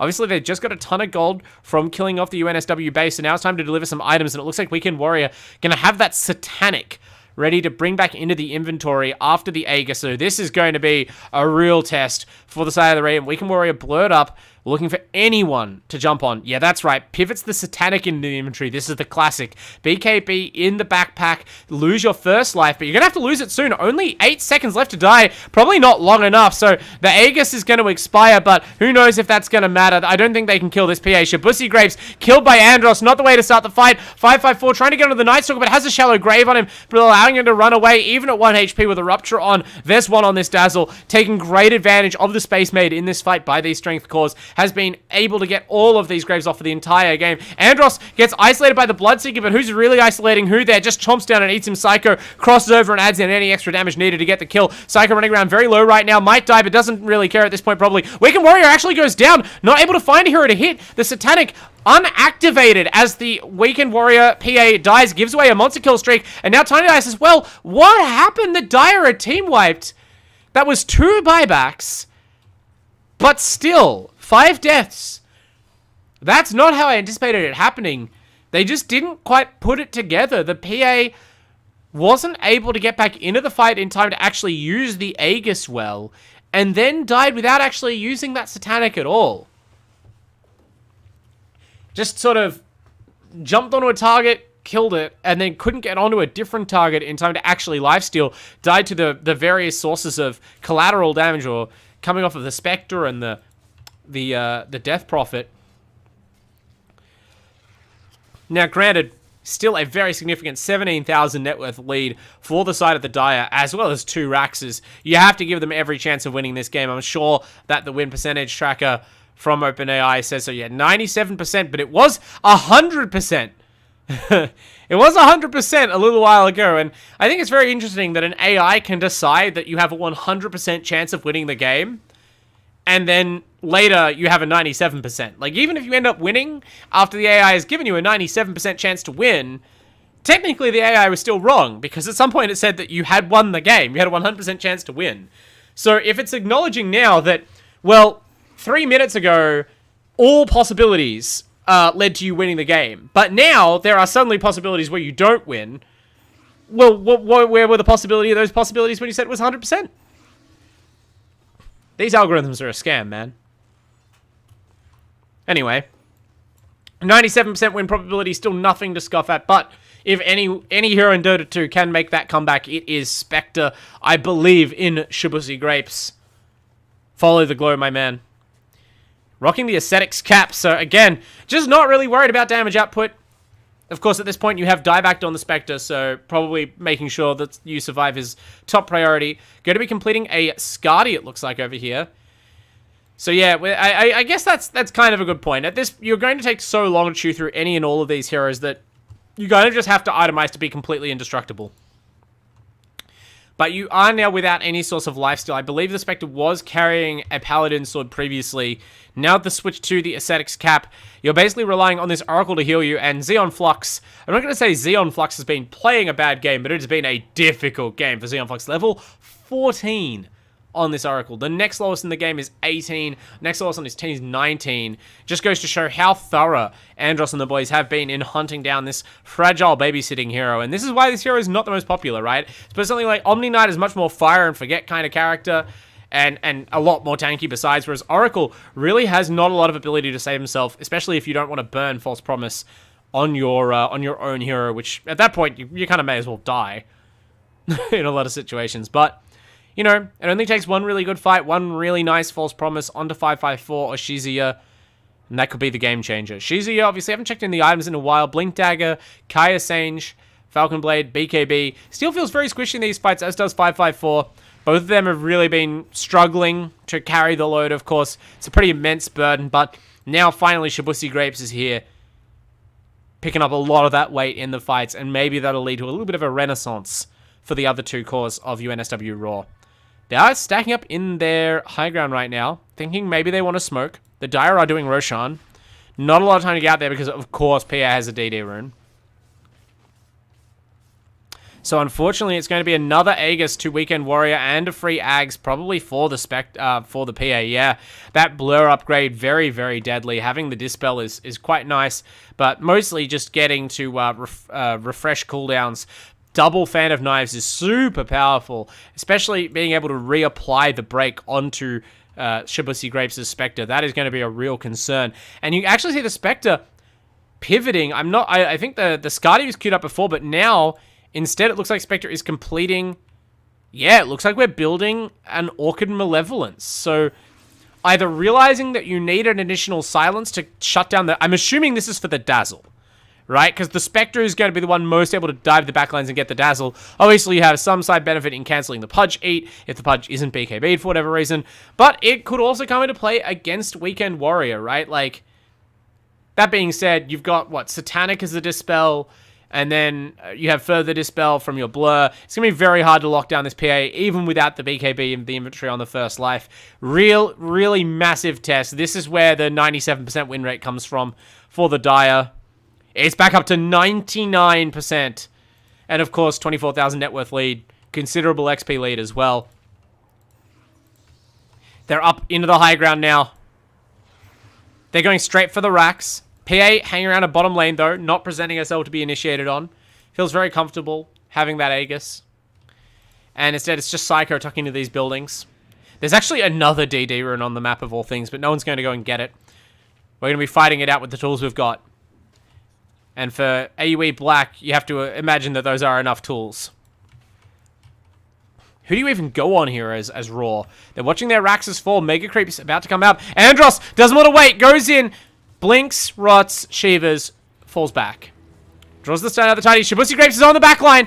Psycho forced to use Zelda. Oh my god, the Spectre vanishes. Weekend Warrior hits him with that break, and down the Spectre goes in milliseconds. That's a dieback. That's why it was a 99% win percentage. What could you possibly do against that? They can't come close to killing these heroes. The Night Stalker's been taking a lot of damage, but you're still nowhere near dying. And finally, even though the Oracle, Xeon Flux, able to get off a good False Promise, I don't think it's enough. Yeah, Shizuya took so much damage. You can't bring that back, even with the considerable healing power of Oracle in the late game. It's just not good enough. And really, this is garbage time, arguably. From the moment that Fan of Knives got pressed and that Spectre vanished in like 2 crits, that is the power differential we're working with here. Weekend Warrior, 13,000 net worth ahead of the Spectre, more than 50% net worth ahead. And that's a hero, you know, the Spectre just I don't even know where the item was in sight that would let you fight this out. You're so far behind, and more importantly, your team is so far behind. You just cannot solo carry this game like this. And Weekend Warrior chewing through the remaining Radiant heroes. The 3 of them have buyback, but the 1 position and 3 position are dead. The 2 position has no exorcism. There's nothing to be done. This is going to be a 1-0 lead in this best of 2 to AUE Black, and it's going to be up to UNSW to go back to the drawing board in the drafting phase and reconsider their approach to fighting these strength heroes, because their last couple of picks in this game did not work out at all. Credit to Andros and the boys. They are looking super duper strong. AOE Black victory. 46 minutes, so it took them a while, but it started to feel over from about 25 minutes. Good early game from the Radiant, but ultimately it was just a hiccup once Andros steadied the ship with that insane Pudge farm. You know, it was all over, really. They successfully overcame whatever bumps in the road were presented by random team fights, and it really was sort of just a draft and macroeconomics victory for the side of AUE Black. The farm graph, I imagine, tells most of the story. If we just look at the cores here, we can see Spectre and PA. Look how close they are. Until the PA's Battle Fury was very delayed. They hunted her for a great while, and then basically, I imagine this is around the time that Andros gets active on the map. This is when the Bloodseeker runs in the top jungle and just finds Andros and dies. And then from there, 2 roads, tail of 2 carries, tail of Andros's Pudge. Anyway, that's only Game 1's tail. That's a nice part of a best of 2. Still plenty of chance for UNSW to bring it back. They showed some great Dota acumen in Game 1, and hopefully in Game 2 they can realize a victory with it. But for now, we will go to a break. Don't go anywhere. In a few minutes, we'll have Game 2 in this series.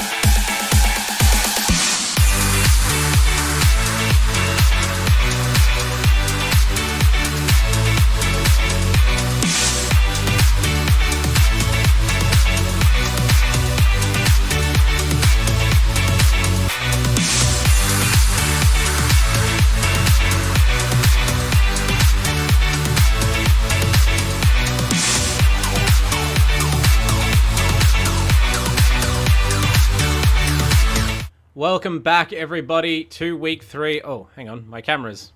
One moment.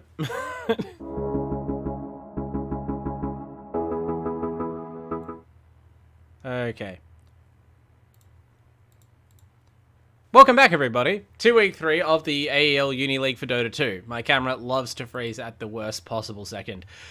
We are obviously, experiencing a little bit of a wait between Game 1 and Game 2 of this series, but the wait is over, the lobby is beginning, and we are getting into game here between AUE Black and UNSW Roar. So thank you so much for your patience. I'm sure after Game 1, it was a bit of a longer one. We probably all needed a rest. My voice certainly appreciated it, but we're back here for as long as it takes to decide the winner, or I guess mutual tires of this BO2 tonight, as we really get into the business part of this season.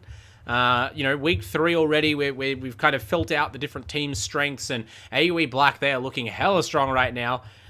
Drawing out that respectful pudge ban from UNSW, not letting Andros play that again. Hero is still insane. Rumors of its deaths greatly exaggerated, and unfortunately, that pick worked out for AUE Black. The kind of experimental or pronounced strategy-defining picks from UNSW in Game 1 really didn't seem to work out. And I'm always hesitant to condemn a draft like that, because I always remember there's been many times in the past when a pro player gets interviewed, team gets bundled out of a major, their draft really looked like a damp squib, didn't come off for them in their big elimination match, and everyone wonders, well, what happened? Surely that was a misplay, that was a mispick, looked terrible for you. You kind of interview him and you just want to hear him say that, but players aren't usually, oh god, I made such a mistake, I didn't consider anything. It's much more like, okay, well, that didn't look so good, but in Dota, small things matter and they add up quickly. So if a little thing had gone different in the laning phase, if such and such an item had been purchased 2 minutes earlier, if a smoke gank had found a different hero, then you would have been looking at a different ball game, and that's the kind of thing our picks are playing towards. So who knows? Maybe UNSW, they just run it back. They pick the Bloodseeker again, they pick the Death Prophet again, they pick the Spectre again. Somehow, though, I don't think we're going to see quite the same draft. In particular, that offlane Bloodseeker, it did work well for shutting down the PA for a while, but past a certain point, it just ran into some trouble. Couldn't really fight against any of the strength heroes that were brought out on the side of AUE Black, and it's the kind of pick that makes sense if the rest of your team has better, more stable heroes, but it seemed like every core on that team needed to be bailed out, and the only hero doing the bailing was an Oracle, who was, himself being hunted ferociously. So we're going back to what did work about that draft, and picking up the Tiny. Great play from 4pos on UNSW Roar on the Tiny, and Winter Wyvern now accompanying it. Was banned in the first phase last time, but AUE Black come back with different bans this time around, Dawnbreaker and Undying. So either they have a completely different strategy in mind that needs different stuff banned to protect it, or they've had a sudden change of heart about what's strategically important in the patch after Game 1, or they are just interested to see whether they let through a hero like Winter Wyvern, and UNSW do presumably pick it up, in testing themselves to see whether they have a good counter strategy to that hero as well. They shut down the Oracle Something Fierce in Game 1. This is going to be a bit of a different story. They do ban out the Bloodseeker, though, so they do respect what a hard time that Bloodseeker gave their PA in lane, and that is one thing that 554 did manage to accomplish absolutely undoubtedly in Game 1. That PA's Battle Fury timing was in the toilet. It's just unfortunate that the Spectre, it was such a hard game to itemize for the Spec. Really, like, too many different bases needing to be covered there, and especially with how fast the scaling happened on the enemy cores. Even the PA, once that Battle Fury was out, was able to just farm unmolested in the triangle and on different parts of the map and catch right back up. It just became a little bit too much for one carrier to shoulder the burden of, especially a Spectre who, the potential for big plays until you're ahead on items is very limited. You're not going to catch anyone out by daggering and walking at them slowly. Even Haunt, fairly predictable these days. So, Jakiro Tusk, the opening from AUE Black, could be the support duo, could potentially be your offlane. It's almost certainly the support duo, although Jakiro has been a more popular core nowadays. So, and certainly in the fights, their combination is very powerful. Just snowball shards, the perfect setup for Jakiro's various AoE spells. Both heroes perform together. Great area denial from Jakiro, great counter initiation. potential, or even just initiation potential from the Tusk. But speaking of counter initiation potential, the Invoker for UNSW Roar, maybe going to give them a little bit more of dynamism out of the mid lane. The Shizia Death Prophet did do a good job in the early game. Great rotations, very effective at the start, and managed to get them a bunch of towers on the board that really helped them stay in the game and looked like they had a window to capitalize on, even if it was ultimately slammed shut by the meaty hands of Andros' mid-pudge. But Invoker, even more potential for them to, adjust to what they need to do in the game. Not just about that long exorcism cooldown either. A hero who's basically always ready to fight. AUE Black continue to bolster their fighting stock. This is a team that loves to fight. They go for the Hoodwink. And I love this Oka Little Squirrel.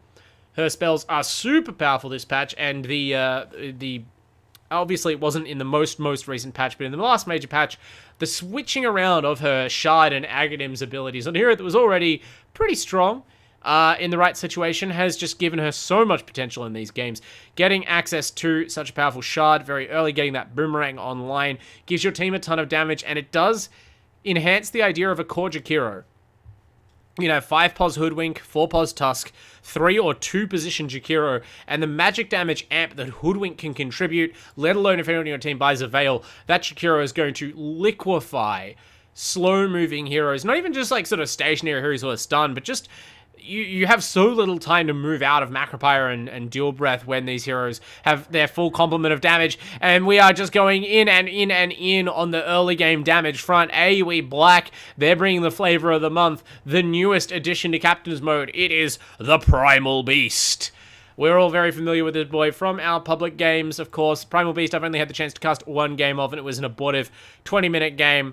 But the hero is very much, as advertised, very much what it says on the tin. Stampede, tremendous amount of damage in the early and mid-game. Hero obviously does fall off as a damage dealer later on, but an array of very powerful disables basically force you to have BKB piercing spells in your lineup, because if Primal Beast is in any sort of core position, is able to get relatively ahead on gold, is able to get sort of, some stat items into BKB, into Blink, then you're just facing so much disable on such a short cooldown, constant aggression, as well as a dominant laner, and Faithless Void. I'm not so sure about that pickup from UNSW, because now what I'm afraid of is going to be Primal Beast offlane mid Jakiro. So the mid Jakiro are going to put you on a real timer, going to threaten objectives, going to be very, very strong in the early game. Gives your team 2 very strong cores for the Hoodwink and the Tusk, great aggressive supports to play around, right? Like, Tusk was having a bit of a famine in the early game there as a support, struggled a lot in the early minutes because the Radiant were unexpectedly in the Ascension, didn't have heroes to combine with for kills, and at that stage you sort of start to look a bit lost on the Tusk hero. Hoodwink can be much the same.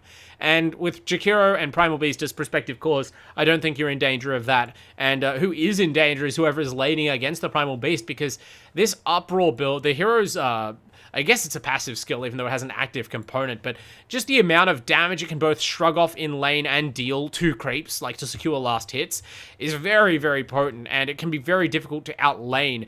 A hero like Void is great at surviving damage in the lane, so if you expect you're up against a core Jakiro, that might be the pick, but up against a Primal Beast, you're just not going to be able to get farm. The Void has no tools for securing CS in the face of a hero with much, much superior last hitting power, so we'll have to see how this works out. But, UNSW almost certainly have shown both support, so I don't think there's anything left that you can really pull out of the bag to surprise AUE and dominate the safe lane. Maybe this Void could move to the off lane, but, you could play one position Primal Beast. I don't think AUE Black are afraid of putting themselves on a timer in this game. But we'll see. More bans have obviously come out from both sides. Quap, Puck, Viper removed by AUE. They're considering their last ban now. UNSW removing, in addition to, I don't think I called out the Void Spirit being banned, Kunkka, Jug, and Ursa. So UNSW, they've gotten the memo. They're removing all sorts of diving cores from the enemy lineup. AUE Black, they're trying to remove teamfight control. They're trying to remove tanky heroes. They're also strong laners. They really just want to make sure that, like last game, UNSW can't have a core who wins their lane and then transitions to a powerful mid-game that discourages teamfight. I mean, Shizia kind of did that in Game 1, and it really slowed down AUE's plans, despite Andros having a fantastic start. So we'll have to see whether or not UNSW are able to find a similar role filler in this game. Wraith King the final pick for Andros and co. Very interesting grab there. Fairly, I mean, okay, interesting in how boring it is, right? The Wraith King, not really an explosive. It's not Primal Beast safe lane. Very much a predictable backup hero kind of carry. The rest of the heroes are going to be running around the map like mad things. I'm almost certain now that we're going to get Jakiro mid and Primal Beast off lane. And a Wraith King plus Hoodwink safe lane is going to be absolutely safe as houses against almost any potential off lane. The Wraith King going to be able to come through as insurance later on. Obviously, the classic hero counter to Faceless Void in a 1v1 because you cannot die in Chronosphere, mostly. And so, Wraith King, also, it must be said, a hero with some flexibility in the item builds. Can go for like a very late game, aiming to be 6-slotted kind of build, but with the inherent tankiness and in reincarnation, if your team is really feeling like you can step on the gas, you can just rush a Deso or a Radiance or something, armlet Deso sort of build, and Wraith King will be ready to join the team very early on and end the game before heroes like Primal Beast and Jakiro fall off. So UNSW staring down the barrel of another very typically fast and brutal, aggressive AUE draft. They have picked for themselves another quite passive, quite greedy carry. Faceless Void and Spectre both need 3-4 items to really get into team fights. So they're not doing themselves any free favors in terms of early game fighting. They pick up the Axe. The Axe last pick. They just love busting out these weird heroes. And in fact, it's Shizia taking it up. 5-5-4. Okay. I'm going to assume this is still offlane Axe mid-invoker. It seems more likely that they've got a role swap on between the players than a role swap on between the heroes. But Axe is so interesting to me. Not only are you playing against multiple ranged heroes and multiple heroes in Primal Beast and Tusk who are, like, quite hard to get calls on, right? Like, Primal Beast in particular has a pulsing AoE disable and a charge and moves around a lot. Doesn't need to stand still in auto attack. Tusk is countered by call if you're just trying to snowball in a bunch of heroes on a one target, but still difficult. And Wraith King obviously cares about as much about call as he does about Faceless Void's Chronosphere. Maybe there's some way to layer this disables that's going to help, but Axe on the whole as a hero hasn't really been that popular of late. The hero's really been struggling. The nerf to the cast point of his Q pushed a lot of players off the hero for a while now. But as an Axe fan, you know, I hope that they can make it right. I hope they can make him good. We'll have to see. Of course, AUE Black are up a game here now, so, you know, unless Shizia and Shibusi Grapes and the rest of the gang from UNSW Roar can make their voices heard, this is going to go down in the books as a difficult loss for them. But before we really get into it, before we see their ultimate fate, I would like to shout out once again the sponsors who make this competition possible, who make the Uni League possible for AEL and for all the fans. Starting with Predator Gaming. Conquer new worlds with Predator Gaming today. They are the gaming PC partner of the AEL.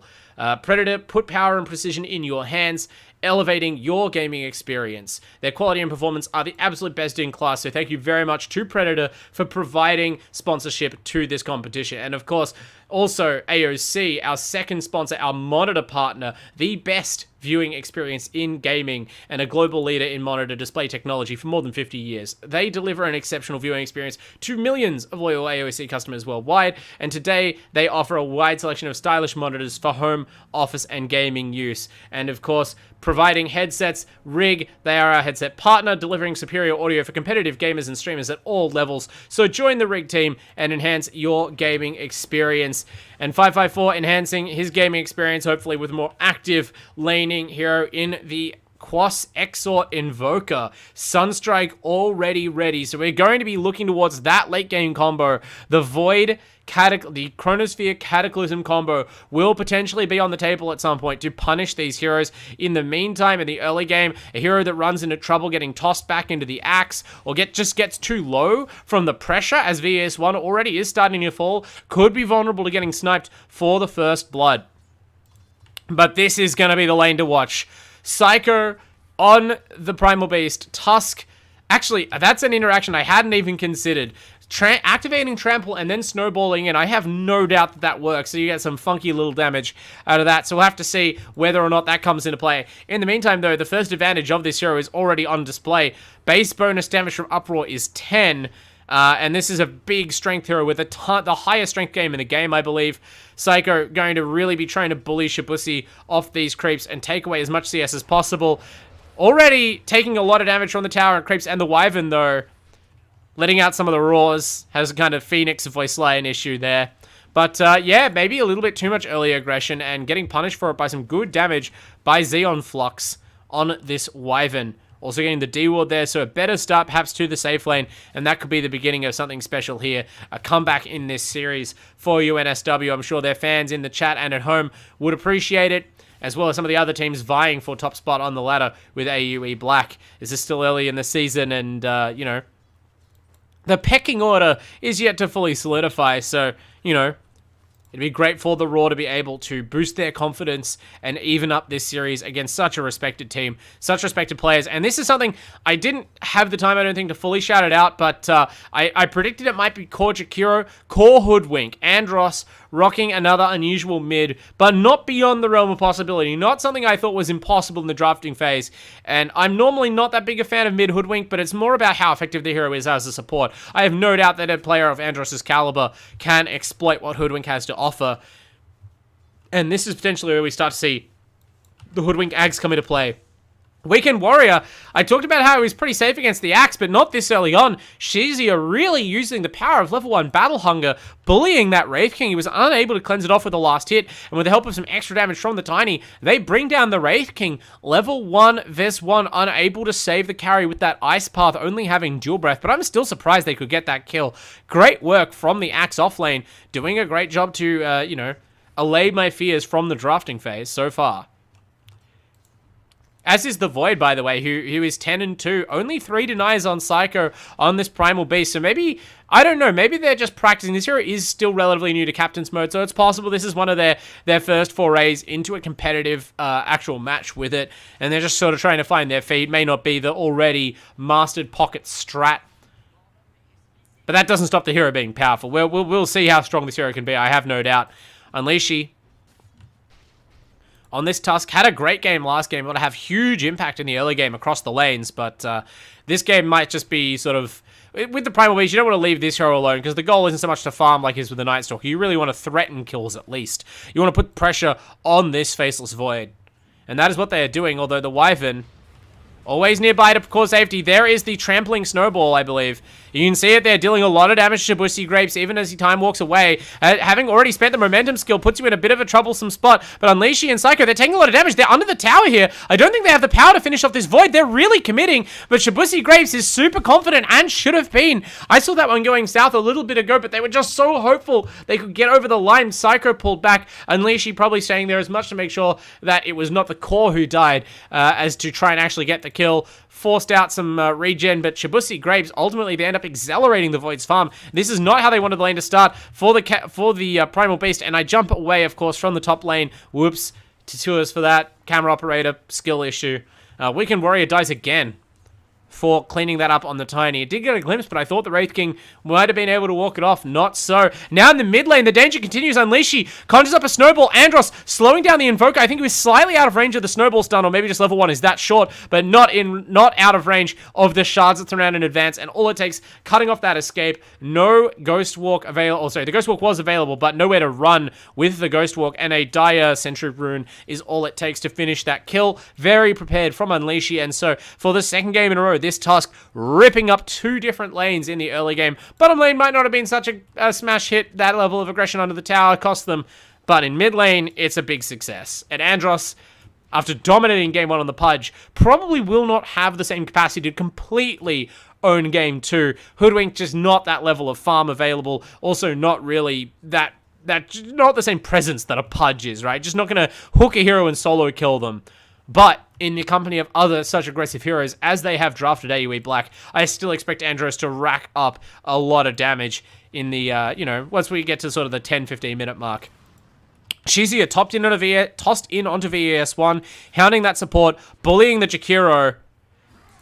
Gets the call off, really wants this. Does not have Battle Hunger to finish it, though. So, for the second time in a couple of minutes on the other side of the map, offlaner diving the tower for a very hopeful kind of kill and taking a lot of damage in the process. Weekend Warrior even throwing out the Wraithfire Blast. Did not even think about following that one up, though. And meanwhile, on the bottom lane, Unleashy runs into trouble again. They can't actually get this kill. Psycho has activated the Uproar. Has no Stampede available, though. And the Outrage... Okay, is Onslaught, sorry, not Outrage. Onslaught able to dodge the Sunstrike. So that was well timed. But Shibusi Grapes safe as houses here. The Faceless Void and Time Walk, just the ability to shrug off some of the damage. This is showing that, you know, people talk about how Primal Beast is, oh, it's strong, but the hero gets countered by 4-star. Right now, the hero looks pretty countered by Time Walk. So this counter pick is paying off so far, and maybe Psycho will just have to give it a rest on the hyper aggression and just try and get some farm until we can go into other lanes and try and find targets that are more available to kill. Because just wandering into the lane, trying to activate the Stampede to, I don't know, rack up some damage on Shibusi Grapes, and all it takes is the Wyvern drifting over and throwing out a nuke, and the Primal Beast is just dead. Has a lot of armor available, but the magic damage in this lane is chunking him down, and yeah, this definitely seems like we're trying to feel out this Primal Beast hero, and Psycho not having quite as much success as that Night Stalker initially enjoyed. So, big dub here in the bottom lane to UNSW Roar. That's what they needed after game one. And Shibusi Grapes, even though, you know, Void, arguably not that much more kill potential in lane than a Spectre, is finding kills by punishing over-aggression. Now, granted, this aggression harder to punish. They found Xeon Flux well outside the tower. That trample not stopped by the Cold Embrace. Wow. Okay, finds the Chronosphere. They're going to pick up basically a completely free kill with the Sunstrike. They trade supports in the end. Unleashy going down to that. A little bit of personal revenge. 4-5-5-4 after the earlier gank. And these lanes continue to be decidedly Radiant-flavored. Andros is leading on farm in the mid lane still, personally bullying 554, but apart from that, everything going gangbusters, and 554 will recover a little bit of gold with that first Sunstrike snipe. In the side lanes, Shibusi Grapes working towards a Mom, that's your farming item, and after that, I'm sure this Void will try to disappear into the jungle, just as Weekend Warrior is trying to, but for the second game in a row, 4 on this Tiny, and I guess this time it's a different accomplice, Shizuya, who was mid laning in game 1, are doing a great job of making the safe lane feel unsafe for the AUE carry.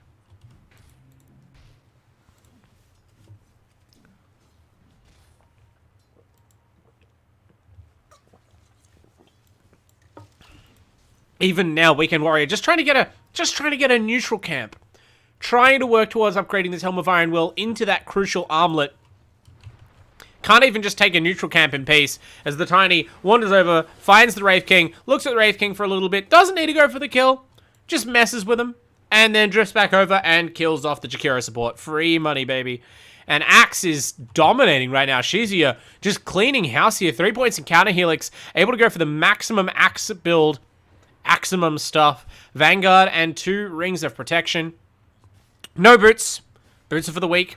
Tiny Airlines has so far provided all of his transport needs. Does pick them up now, though, and will be going into what looks like phase boots. So going to be a very tanky to physical damage Axe.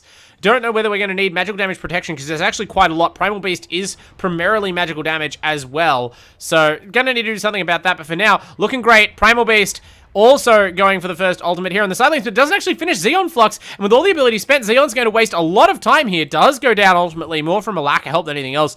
But you can see this Primal Beast, as powerful as it is, this hero does take some practice. It does need some help, and it does have like a cap on how much damage it outputs.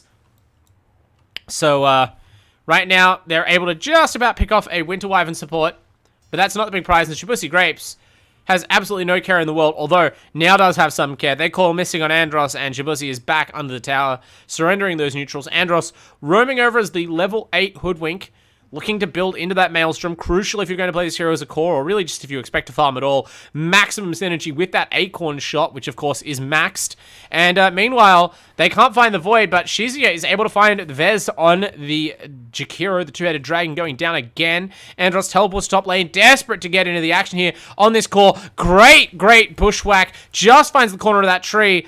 And 4 not going to have an escape here. Weekend Warrior also comes over to lend to disable, but that is 3 different die heroes, including 2 cores being pulled away to kill off the 4-pos Tiny. Void happily farming away in the jungle, and yeah. As we cross the 10-minute threshold, Axe and Void are the 2 richest heroes on the map. A decided difference from game 1, and I'm very curious to see how Shizuya makes that weight felt across the game. Starts to throw that weight around, maybe with a blink dagger. Hasn't queued up an extra item yet, but you have to assume the blink's on the way. You just can't do without it on the axe. Or can you? So far, having pretty good success just lumbering around and waiting for Tiny to throw you in. This might be a bridge too far, though. Dives under the tower. Complete whiff on the avalanche, and they're having trouble retreating. The pulverized pulses from Psycho's Primal Beast make it impossible to escape the ice path, and so both Xeon Flux and Shizuya die. That whole escapade was very ill-advised there. Not really sure what they expected to happen. But the Dire all looking around the mid for just a throw like that, able to clean up a lot of money, and now Andros back on top. That's going to finish off his Maelstrom. That's flying out, so now Andros' farm going to be heavily accelerated. Actually, 4 going on the level 6 Tiny, but the level 9 Hoodwink's not that squishy, even has a bit of extra stats from the Occult Bracelet, and the support Tiny is just not up to the task, even against a squishy hero like Hoodwink of a solo kill. Shibusi Grapes getting gone on here, but there's absolutely no hope of getting this kill. And in fact, they're just going to offer up another Chrono Sunstrike kill. There is zero hesitation in burning that Chrono on a single hero. Shibusi knows what's up. They just immediately kill Unleashy. That is free gold to the Void and to the Invoker, who is also now happily drifted to the top lane. Another no boots hero. Boots irrelevant. That's what UNSW Roar argued. The no boots strat. Void betraying the team by having picked up power treads. Could have easily skipped those and just time walked around. Not sure if he's gotten the memo yet, but yeah, okay. We love it. We love it. Saving 500, get your Midas 500 gold faster. That is a genuine difference. I'm sure we'll be seeing the boots picked up soon enough from 554 because, oh my god, look at that 291 move speed Invoker limp out of the base. But when you're only limping to the neutrals to continue contributing Sunstrikes, what does it really matter? Meanwhile, on bottom lane, his team is feeling the issue with trying to force a bunch of fights when one of your teammates, if not 2, are non-contributors. Xeon Flux and Shizuya offer themselves up, and the offer is accepted. Weekend Warrior picks up the kill on the Wyvern. Axe already going down.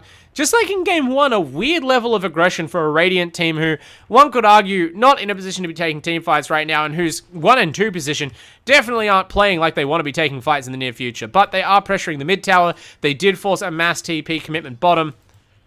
And maybe that space is all they need. The Axe, after briefly being on top of the net worth, has taken a couple of deaths, but still looking pretty healthy, and now only, 600, 700 gold off a blink.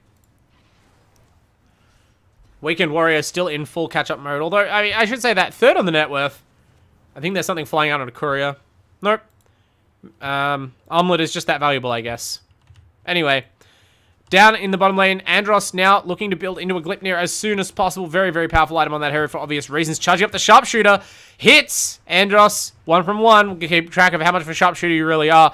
Weekend Warrior, though, loses that level 1 Reincarnate cooldown. That's a long cooldown to get picked off basically outside of a fight. Nice work by 4paws on the Tiny.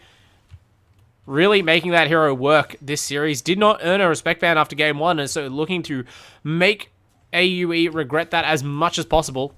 All the heroes are at the fight now except the Void, so AUE, in fact, thinking maybe better of this engagement. They fall back a little bit. Andros is like, hey, I can still farm, guys. I got my Maelstrom now. I'm pretty happy with that. Maybe we don't try and make a play. Psycho in particular would probably love to wait for a BKB. Unleashy just gives them an option. Just a non-committal snowball onto the Axe. But they're still lurking here. They want to make a play. Psycho doesn't have the BKB, but does have that ult cooldown. Primal Beast ultimate on him, like a 30-second cooldown. It looks like a teamfight ult. It has a cooldown like a laning phase ability. Shibusi, this is a longer cooldown. Burns the Chronosphere. This one's not as easy, though. Psycho actually able to stand outside the Chronosphere, I think, and cast that Pulverize. It doesn't kill the Void, and in fact, it doesn't even save the supports because 554 is there to follow up. This guy wasn't able to get much done on the Bloodseeker in Game 1, having much more of an impact here. Andros, though, does turn and kill Shibusi Grapes. Didn't even really need that much to get it done. Just kind of laying with the autos, and 554 feeling the pressure of the Primal Beast. That trample damage is... Whoa, what happened there? It turned to nighttime at the best possible moment for this Invoker. He's able to just completely slip out of their grasp there somehow. He was stunned and dusted, but Psycho overshooting on the onslaught, firing off the dust after he'd hit. But the charge just carried him past the vision, and good lord, you must have someone up there looking out for you as an Invoker. It's actually just the sort of cursed Faustian luck of every Invoker player. They've all sold their souls, if you ask me. The god of keyboard wizardry, but That was more than just even regular Invoker magic to slip out of that one, and a very valuable kill goes wanting. That's not nothing either. That's a well-farmed and quite happy Invoker who could ill afford to die there. Midas going to get to be used here instead of being in the death pool for any longer, and that's going to be Boots money. Huge stuff. Actually does have the Boots already. Building towards that Axe now as fast as he can make it. Cataclysm going to be massive in these fights. Meanwhile, Axe, still the whipping boy for this team, still doesn't have the Blink Dagger, but for once, Xeon Flux arrives on the Winter Wyvern. And again, this Hoodwink and Primal Beast Core duo, they don't have the damage that the Pudge did last game. That sustained damage that let Andros rack up so many kills, and that sustained disable as well. Meanwhile, no damage problems in the mid lane for UNSW. They corrected their issues from the previous game, and Invoker easily melts this Tusk. Unleashing up to 6 deaths so far. It's not having a great one. Psycho, no mana for the Pulverize, but doesn't need it. Andros and Vez1 contribute their damage, and that brings down the 4 position Tiny. But again, the Invoker stays safe, capitalizes on the kill money, halfway to the Ags now, or slightly past it if you're being particular. Weekend Warrior still trying to build a Deso.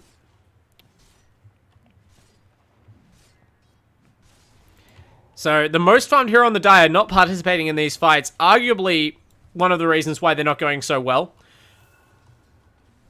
But just like in Game 1, just having a carry farming isn't necessarily insurance that things are going to go so much better for you when that carry does join the fights. After all, this Faceless Void also farming up a Storm. And Axe, even though taking a couple of deaths in a row there was unfortunate for any momentum Shizuya may have had, the Blink Dagger is now online and the Blade Mail is queued up. Going to be pretty important against these squishier heroes. Andros in particular will have to kind of watch out. Not likely to build a BKB.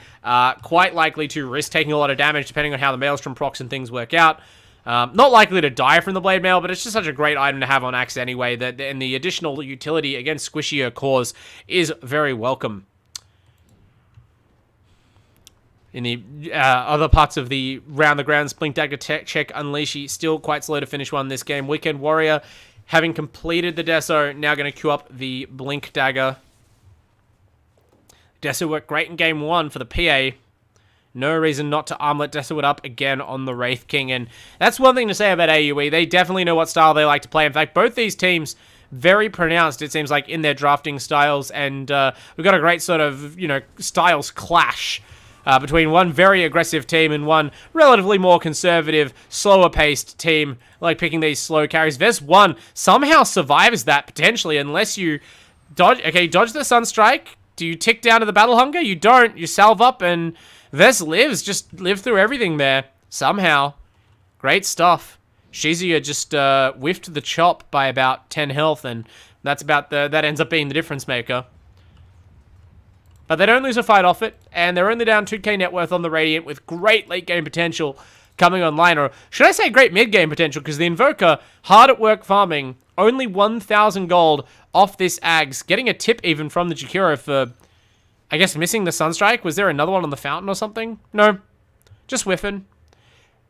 Meanwhile, in mid, Shibusi Grapes actually goes down. I thought that might have been a Chronosphere setup, but the Void dies without the ultimate being used, so Psycho gets the Pulverize off, and Pulverize, the perfect long disable to set up Sharpshooter, so now we see the potent combo between the Hoodwink and the Primal Beast, but how much will they pay for it? Shizuya chasing down the Primal Beast, has the chop on cooldown still, but is able to simply walk down the enemy offlaner. And now Andros really has to watch himself. Has the Glipnir completed, but still a very squishy hero by the standards of mids. Certainly by the standards of last game's Pudge, had thousands and thousands of health. And you can see playing prudently. Has that scurry available if you're really under pressure. But can't dive deep for the extra kills like they were doing last game when you have to, be afraid of some sort of counter initiation. 4-pos on this Tiny, has the Blink Dagger again. Kind of feels there might be a few different die heroes here, but goes in anyway on the Hoodwink. The Sunstrike's there as well, but I don't know whether Andros got out of it or the neutral creeps just shared the damage. Either way, it was nowhere near enough. Shizuya tries to intercept the Sharpshooter on the Void. Doesn't quite manage to block the projectile, but probably ends up working for the best because Shibusi Grapes does not die and is able to time walk away. And in the end, it's actually the Jakiro of all heroes who dies for that. Now, was there a Spirit Vessel in that fight? The Tusk only has the Urn. So they're not preventing... I believe Spirit Vessel interferes with the healing from Time Walk. I cannot recall whether it counts as healing or there's some arcane Dota mechanic interaction that means that it's not stopped by regeneration and healing reduction. Either way, Void, not subject to that just yet, and ultimately, you know, a small factor compared to some other hero matchups. But what is big is the Void's farm. Taking the slower route after going for the first 2 farming items and picking up a BKB feels is very important. And if I just got solo boloed by Primal Beast in the mid lane, I would probably also build a BKB. Psycho going to have a more difficult time going forward. Although having your own BKB available, fresh and shiny and new for Primal Beast, means this next team fight is going to be massive. That will be an uninterrupted Pulverize unless you get Chronosphered or Winter's Cursed. And I assume that AUE Black will be able to pick their timing well. And at that point, like, even Axe has to be very careful. You could potentially blink call, I think, between pulverized pulses, but it's going to be close. And so the odds that you get pulverized into a long sharpshooter from Andros and die are high. If they can pick off the Invoker or the Void with that, that would be massive. And we've got a brief pause here due to technical issues. Oh, we're about 100 gold, of which the Invoker's about to get 50. 554 is just about to have an Aghanim Scepter, so very likely to have Cataclysm available for the next fight. This could be huge. All ultimates available, all the Cataclysm setup you could ever possibly want. You can even now, like in the late game, if they're really ready to fight, they can smoke, find a Winter's Curse, use the Winter's Curse to kind of guarantee, like hit confirm almost in a fighting game sense, from their less valuable disable cooldown into a big Chronosphere, into the Cataclysm, which will just win the fight on the spot. But it doesn't look like it's going to be UNSW who get the key smoke initiation. They break the smoke on the Void. They don't immediately react, but they do react faster than Shibusi Grapes, who maybe had vision obstructed by the tree line, and they immediately capitalize. They kill the Void. And so this team fight in the mid lane, it's a nice Winter's Curse and a nicely timed Sunstrike to pick off Unleashy, but this is all consolation prize stuff now because they've already lost their 1-position hero, and they're just bailing out fast. They lose their Tiny. The Wyvern is actually able to slip away and escape.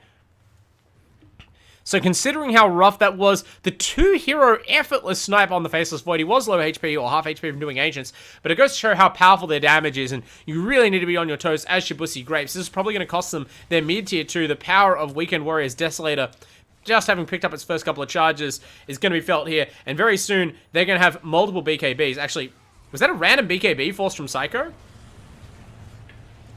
So no BKB available, but it might not matter. Axe goes in, tanks absolutely everything, lives for a while thanks to the Wyvern, but does eventually go down to Weekend Warrior, who is armlet toggling already at this point in the fight. Can't armlet toggle through that! Chronosphere, Cataclysm, there it is. And you are punished maybe for an over-aggressive move on the Axe. Shizia gonna feel grimly satisfied with that death, although Shibusi Grapes might not feel quite so satisfied about that death. What a turn this is all of a sudden. 554 in huge trouble as well. Gets saved by the Wyvern, but only for later, as Weekend Warrior back in the fight gets it done. That was only the first death in the Chronosphere, and now the turn.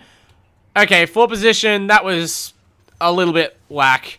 We've seen a number of good last, tip that. I mean, the tips are partially formed by all the frustration of like a full series of the Tiny managing to do that and actually get stuff done, but that one was a flop. That post-fight blink in. And so, yeah, after that initial combo went so well, they just kind of bit off more than they could chew. They kept going on the Radiant and get punished super heavily. Andros still alive at the back of the fight. Weekend Warrior utilizing that Reincarnate to its fullest extent. And now, UNSW showing a bit of lax discipline. They keep wanting these kills. They keep going off half-cocked, just trickling heroes back into this fight. I mean, how many times do you need to die in a fight before you call it done? This fight recap allowed finally to rest. Significant gold and XP swing to the Dire. That's not what you want to see. Just as the Wraith King was at 2 Desolator charges, now at 12. Was well off that BKB. Now going to have it before any further skirmishes occur. And we're going to go back to a very, very scary timing. There were some kills and some gold going the way of the Radiant. Shibusi Grapes is going to finish up this BKB. But that was back-to-back deaths for the Void, right? Got sniped here in this triangle before that fight. Then rejoined the fight. Brief window of joy with the Chronosphere Cataclysm combo. But then died again. That is a tough pill to swallow for a Void. Psycho, going to walk up the hill. Oh, invisible with the rune here. This could be very dangerous. But there isn't enough Dire support in the area, so just going to lurk on this triangle. Still has plenty of duration on the Invis rune. Was kind of hoping maybe the Void or someone would come back up here. But it's a while until these ancient camps respawn. And so Psycho kind of accepts no one is going to show themselves in a vulnerable spot. Maybe now, though. Lurking near the Hoodwink. Andros basically daring someone to try and jump him. Last seconds of the invis for the Psycho Primal Beast. So you're going to get spotted now. Shibusi Grapes. They're trying to work out whether their triangle's warded. It's not. Psycho waiting that BKB cooldown. 15 more seconds. They're smoked. Unleashy has the Blink Dagger, nearly the vessel. Very dangerous times. They go in. They immediately Walrus Punch the Tusk. The Winter's Curse. They toss in the Cursed Hero. Nice little combo there, but it's really not that good. The Tusk even manages to dodge the Chronosphere, but they're onto Andros' Hoodwink. Will he go down? He does. Nicely timed bash by Shibusi Grapes.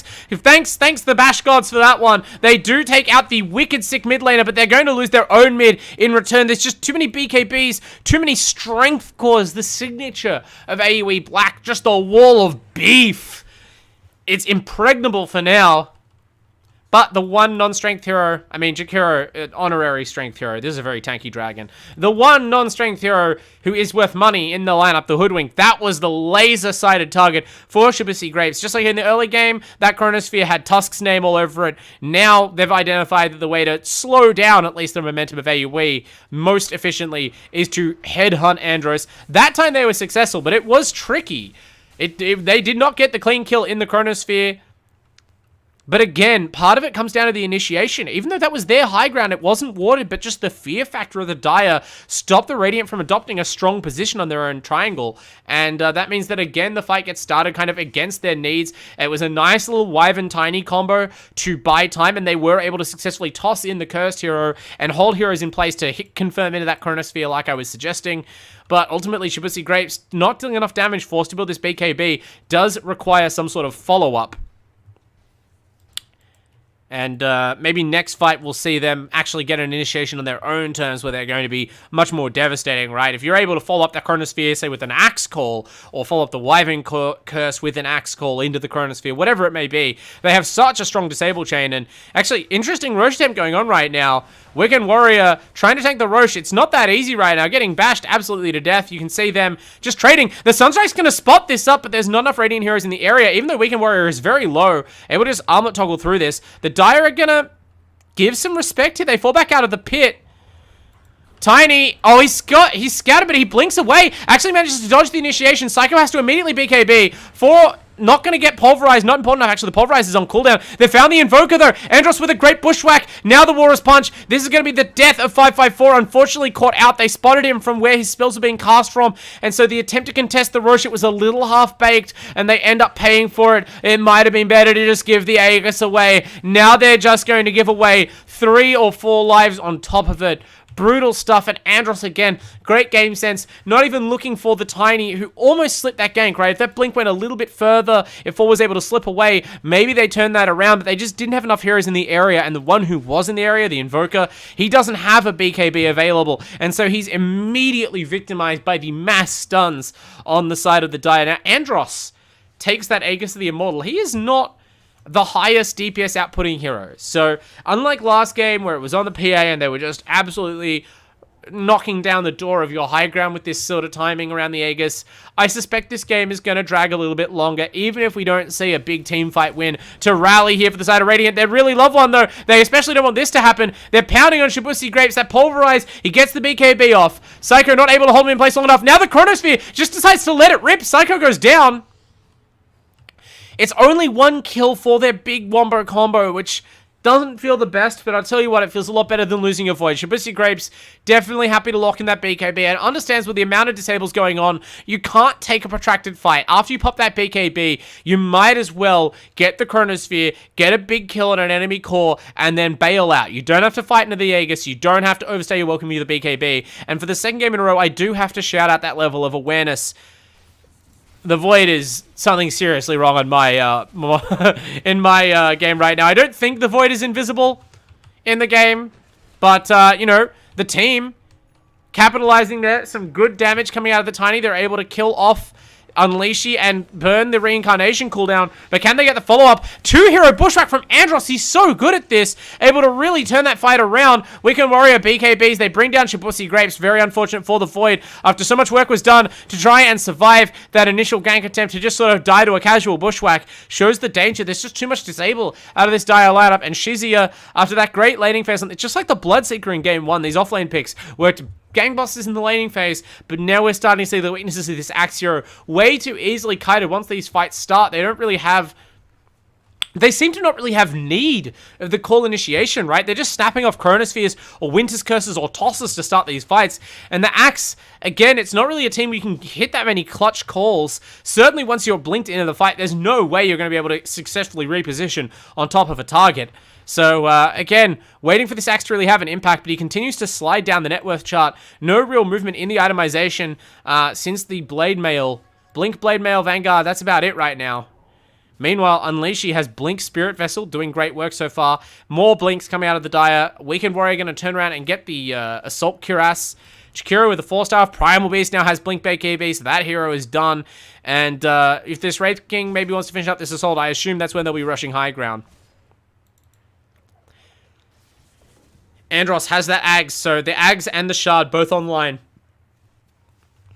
I can't remember if we saw the DK on that fight, but we might see it now. Throws out the double sharpshooter. Watch this. Both Andros and the decoy turn and fire the fully charged double sharpshooter. If you haven't seen the changed Hoodwink Aghanim's, that is what it does. Vez1 actually goes down. 554 picks off with the Cataclysm. And even after the Cataclysm, Shibusi goes in. Catches the BK Bead Psycho with the Chronosphere. Psycho gets down the Pulverize afterwards, but it's not enough. Weekend Warrior, though, gets into the backline, kills Shizuya. This fight is so spread out. Heroes dying all over the map, but I have to think this favors the Dire because their big cooldowns are used. Where is their strength now? Actually, the Winter's Curse is about as good as it can be. Weekend Warrior has to slap away at Andros, but this Hoodwink is tanky, man. With the Ags and the Glypnir, a lot of defensive stats available. They do bring her down, though. 4-Pos showing off the Tiny Burst. Kills that Hoodwink, but it's only the Aegis life. So that fight's about a wash. 12k net worth lead, still to the Dire. Actually, you know what? A slight win to the Radiant. But that was, again, cooldowns being used. Chronosphere down for 90. Cataclysm down for probably about the same amount of time. But as I was saying, the new Hoodwink Aghanims. So previously, the Hoodwink Ags was Hunter's Boomerang, and the Shard was this relatively useless, kind of funny decoy ability where you summon a Hoodwink illusion, and basically if your opponents attacked it, it would throw a Bushwhack at them. Pretty mediocre. Because the illusion didn't really do anything, right? Now, you summon an illusion that is casting a sharpshooter. If they kill it, it still bushwhacks them. If they don't kill it, it just shoots sharpshooter for like 60% of normal damage. So as you can see here, Andros gets to attempt a double sharpshooter, although not as effective against a BKB target. So Shibusi Grapes has Andros back on his heels very quickly. Chronosphere still a while away, but Andros is just being chased down here. Shibusi has no fear. Going in deep, no BKB, no Chronosphere. Probably should have had some fear. I'll be honest. Yeah, I would also tip that. I have no idea what you were thinking. Faceless Void, after playing such a conservative game for so long, maybe just out of patience, maybe just hoping for bashes, but I mean, you got a bash there. How many times can you really hope to bash this hero? Andros is quick, man. Scurry and Boots of Travel. And you have to imagine the team are not going to be derelict in their duty and coming to save Andros, their mid laner and captain. Really lacks stuff, and I mean, that's a... You know, it's one thing for the Tiny to die having a crack. It's another thing for your carry to go down. Maybe just figured that right now his life's not so valuable because the Chronosphere is still coming back up. But now the high ground will be under threat. Void dead for 30. No buyback either. Tiny goes in. Toss back on the Primal Beast. Psycho BKBs immediately as he lands. Just going to TP out of here. Actually, no, sorry. That's TP in. Primal Beast charges up to the high ground. Realizes the axe is arriving and just gets the hell out of there. So Psycho, I mean, we can see that the Primal Beast is falling off. Yeah, having a bit of fun with this hero, I think. We can see the hero's kind of already hit the point where it falls off, but it does have that range disabled now in the Rock Throw, and the Aghanim Scepter is also now available for this hero. If anyone played Aghanim's Labyrinth, the single most annoying ability of this hero as a boss monster, that chain exploding shockwave cast, that is now in Dota 2. You can die to that in real Dota. I am not looking forward to it, but Psycho, we may get to see it in this game, unleashed on the unsuspecting heroes of UNSW Roar. Speaking of unsuspecting, Shibusi Grapes walks up the high ground into a Walrus Punch. Chronosphere is available. BK gets the BKB off and gets saved by the Wyvern, and the Curse disables the Primal Beast, and the Chronosphere and the Cataclysm are available. That's just the... No, that was the Cataclysm. They kill Andros in the Chrono. Psycho's on the backline trying to get Xeon Flux, but this fight is a disaster for the Dire. Weekend Warrior, though, is beyond godlike, has killed off Shizuya. The Primal Beast looks like he's going to escape. Weekend Warrior into the trees. Okay, That looked like it was actually going to go a lot worse, but they do again find their man. Andros is killed in the Chronosphere. Sterling work by Xeon Flux, though. Really, really making amends now. In game 1, had just no hope of contributing on the Oracle. This game is the Wyvern coming up big in multiple fights with these curses and the save there. Super fast hands, bailing out Shibuya Graves. I don't think the BKB by itself would have been enough, but the BKB plus the Cold Embrace and then the curse, just as the Dire attempt to recalibrate their fight around the fact that the Void did not in fact die to that Walrus Punch. It was a little bit opportunistic maybe of Unleash. You have to know that Void's got friends, but yeah, probably just didn't expect things to go so south so quickly. And in the end, it's the most significant team fight win, you know, in quite a while since the start of game 1 for the Radiant. And now this map's starting to look kind of even again. You can see Weekend Warrior giving some space and respect to the no Chronosphere Void, despite being up 11,000 net worth as a team, and himself personally more than 4,000 net worth ahead of the Faceless. You have to imagine, though, it doesn't get a lot better in the late game for this Void. I think maybe the biggest argument against the late game power of the Faceless Void is the supporting cast. They're just not scaling. Poor old Shizuya no closer to this BKB. Really, you know, suffering as this Axe, even more than the Primal Beast is. And we described this hero as falling off into the late game. It's definitely been limited in its impact in the last couple of fights, but Psycho still looking healthier. Still looking better on the net worth charts. But 4 is starting to come good as the Tiny as well, scaling slightly better than his opposite number. So the game hangs in the balance. Andros, being heroes who stagnated on farm. Obviously, I mean, stagnated relative to the high rate of farm we were seeing earlier. But, you know, needs another big item. That big item is going to be a Hex. It's nearly complete, actually. So Andros, never mind that. Doing fine.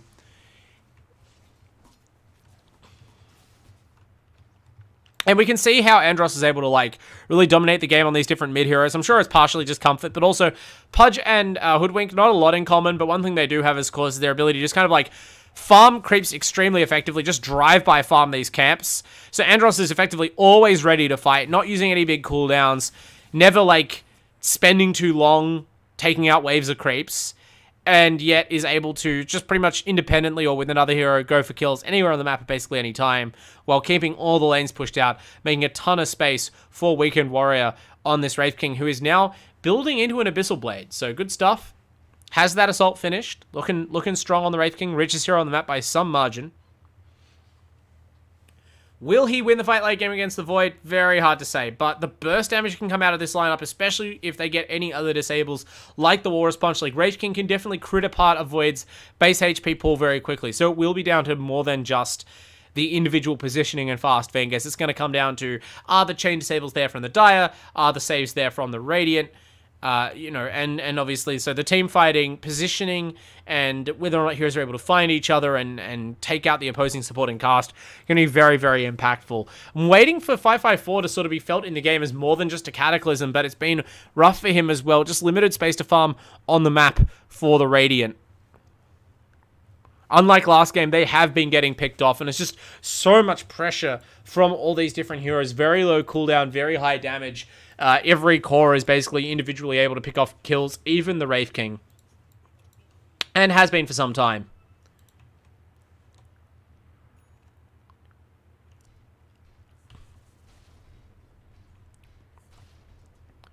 Four floating around on the Tiny. Actually kind of wants the Vez 1, sees the Jakira and just kind of wanders towards it. Very aggressive, willing to sacrifice his life. But they find Andros with the Chronosphere. The Bushwhack goes off. He hit the decoy. They waste the entire Chronosphere. This could be so bad for the Void. He gets saved by the Wyvern, but that duration is going to be eaten up by the Pulverized Disable. Shibuya Grapes, that BKB is not much longer for this world. He has to run. He fades away, and now how much of his team is going to be forfeit? Shizuya has had such a hard time. The Curse is going to try and keep him alive, but Andros will surely run him down, and Xeon Flux will be made to pay. They blink on him and kill him. Shizuya dies anyway to Andros, and that is the power of the Hoodwink decoy, not just in that secondary cast, but the Void Mjolnir proc must have killed the decoy. If the illusionist attacked or hit by a target ability, so I guess he actually must have right-clicked the decoy. It was arguably right on top of Andros. They're not there's no visual distinction between the two hoodwinks if you're the opponent. And just by that clicking that and not having the BKB turned on immediately in the chronosphere, you get disabled, you waste your chrono, they follow up that disable with the Yules, and the fight's over. They fail to kill Andros, and everything collapses. Again, you could argue it was a little bit of desperation looking for the fight there in the first place to just sort of lumber into the darkness on the Tiny, but it all looked good up until that decoy trigger, and Andros has to be cackling that things went that way. Scythe of Ice now complete on the Hoodwink.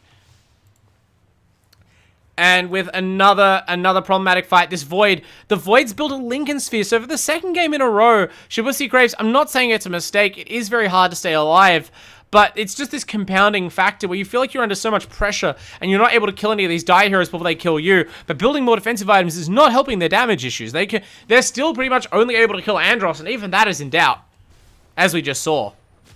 Sunstrike is going to inform them of what they probably already knew.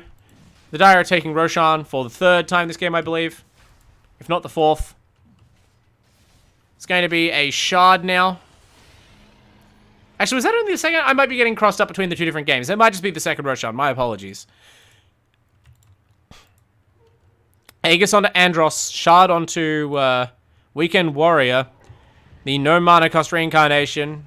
Not integral in this game, but never a bad thing to have. And I have no idea what happened to the Winter Wyvern, but she is dead.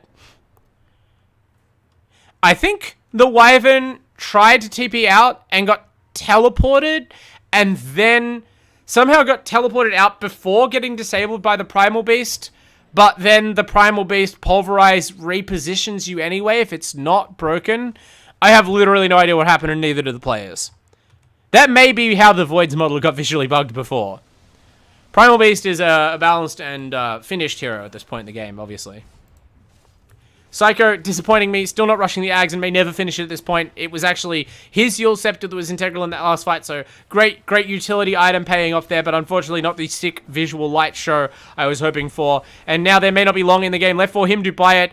Classic Primal Beast 101 stuff there. Charges into the team with the Onslaught, immediately blinks out. Psychological damage immeasurable. But actual concrete damage to the buildings being done by the Wraith King. Pretty close. And oh my god, okay, the Void again goes in Chronosphere, does not immediately BKB. Hexed by Andros, now presses BKB. The Chronosphere is good enough to get some kills though because of the power of Cataclysm, but it's an immediate buyback from VES1, and now they're all out of big cooldowns on the Radiant. How well can they take this fight in their own base? Die Heroes are dropping low, but not fast enough. It's a great Winter's Curse. It's gonna be the death of Psycho on the Primal Beast, but that's not the important hero, and Andros is not in the curse. He guns down the Void. Multiple Mjolnir procs going off from everywhere right now, but it's mostly Andros's, not Mjolnir, sorry, Gleipnir procs, but it doesn't really matter. It's enough damage. Weekend Warrior actually ends his own godlike streak. Critting the Blade Mailed Axe was not even called, I don't think, just kind of turned around and went for it, but it won't matter at all. Andros, still alive, still even has the Aegis through all of this. There's just no attention able to be paid to the Suink on the back line. Gonna lay into the Wyvern, held in place for so long, first by her own Cold Embrace, and then by the Pulverize from Psycho. And yeah, at this point, all the Radiant heroes are dead. An eerie calm falls over the base. It's just 554. He invisibly observes as the second lane of Rax falls. And then very likely a third. Andros already moving towards top lane. They're not going to go for the throne. But the Megas, you'd have to imagine, are going to be enough. They're 21,000 gold ahead. It's looking less close than it was last game, even, arguably. The Void Invoker combo has not lost its potency, but this Faceless Void holding a Lincoln Sphere recipe, holding a Refresher Orb recipe. This is grim stuff. Psycho just gets a casual Pulverize onto the Tiny. It's also going to mostly kill the Invoker, who somehow ends up even further outside his own Raxes after the Ice Shards and just dies for nothing. Can't imagine we'll be seeing any of those spherical items completed for Shibuya Grapes. Maybe just reminiscing about the shape of those grapes. Faceless Void, maybe he's the one who's without the grapes, right? You look at this guy, looks like something's happened to his eyes. Either way, though. This one, Psycho, Unleashy, they thirst for more blood. They celebrate and taunt outside the Radiant Fountain. Psycho! Ooh. Actually, sorry, that was Vest 1 or something. Someone tried to make a play there, tried to shove the Tusk into the fountain. Instead, they shove him into Vest 1, and that will be a curse into a kill. In fact, they might kill Unleashy as well. The Tusk snowballs, and then Walrus kicks from inside the snowball. Everyone getting to show off a little bit their skill combos here. Weekend Warrior, they have so many different ways to waste this Void's time. Bashed out of most of his lingering BKB, and then, oh my god, the Pulverize. They destroy that little purple man. He has no hope of doing anything in this game. Just like last game, the purple not working out tonight for Shibusi. Spectre and Faceless Void, they're both strong heroes in the current patch, but they are both slow enough to be exploited by the typically pressure-filled, no-nonsense style of AUE Black. Andros, though, not particularly aggressive right now, running down the last minute of his Aegis, shopping, finishes the Octarine, maximum spells, maximum disables. Now he's going to just travels back into the base to rejoin the fun. Double sharpshooter, wound up. How much damage is this going to deal? The second one actually misses the tiny. Come on, Andros. They can't finish the kill. There's a strong disable, actually, by the axe. Saves 4 pos on the tiny, but only at the cost of his own life. And again, 2 games in a row, the last picked offlane hero, you have to say, didn't really work out besides the laning phase. And if the laning phase was meant to be good enough, unfortunately, Andros in particular, just coming through in the mid game again from the mid lane, so hard to contain, and his team plays so well around him. They know what they're about, and it's about getting a lot of kills very quickly. And despite UNSW Roar, they put up a fight. They definitely didn't just run into a bunch of ganks. They didn't take a bunch of terrible fights for no reason, but it just takes too long for this Void to come online. And the rest of the heroes, just like in game 1, were not able to find more farm. They weren't able to find objectives. They weren't able to get wins in the team fights. And so without that, all the sources of gold for these heroes just dry up. The Chrono kills by themselves, Chrono Cataclysm kills, cannot alone help Invoker transition into a full core. And you can see here, look at these impoverished heroes. 15k net worth on the Invoker, 12k net worth on the Axe. You look over, that's the net worth of the supports on the opposite team. Psycho has 16k net worth on the Primal Beast, and the mid Hoodwink 27,000 gold, equal with the Wraith King for richest in the game by a long shot. Obviously, that's after you've blown up the whole enemy base. But you can't say that that wasn't a big factor in AUE Black getting the 2-0 here. So GG's, great sportsmanship by Unleashy. Everyone calls it all out. I'm sure both teams, you know, they're sort of walking away from that match, dusting themselves off. Even UNSW can't feel too badly about that result, or at least they feel as good as you can after you take a stinging defeat in a series like this. Luckily, it's still just week 3, so plenty more action to come for them in the AEL Uni League. Plenty of time for them to climb back up the ladder and set themselves up for a revenge match against AUE Black. But Andros and the boys, definitely still a team to beat. That being said, that is all the Dota action we have for you tonight. I have been The Wandering Bard. Make sure you check me out at @WanderingBard on Twitter just below. Not only if you're a Dota fan, but if you are a fan of card games like Magic the Gathering I write about, or any other esports. I do a lot of different stuff. I do Hearthstone for AEL as well. That'll be on the weekend. Make sure you check that out.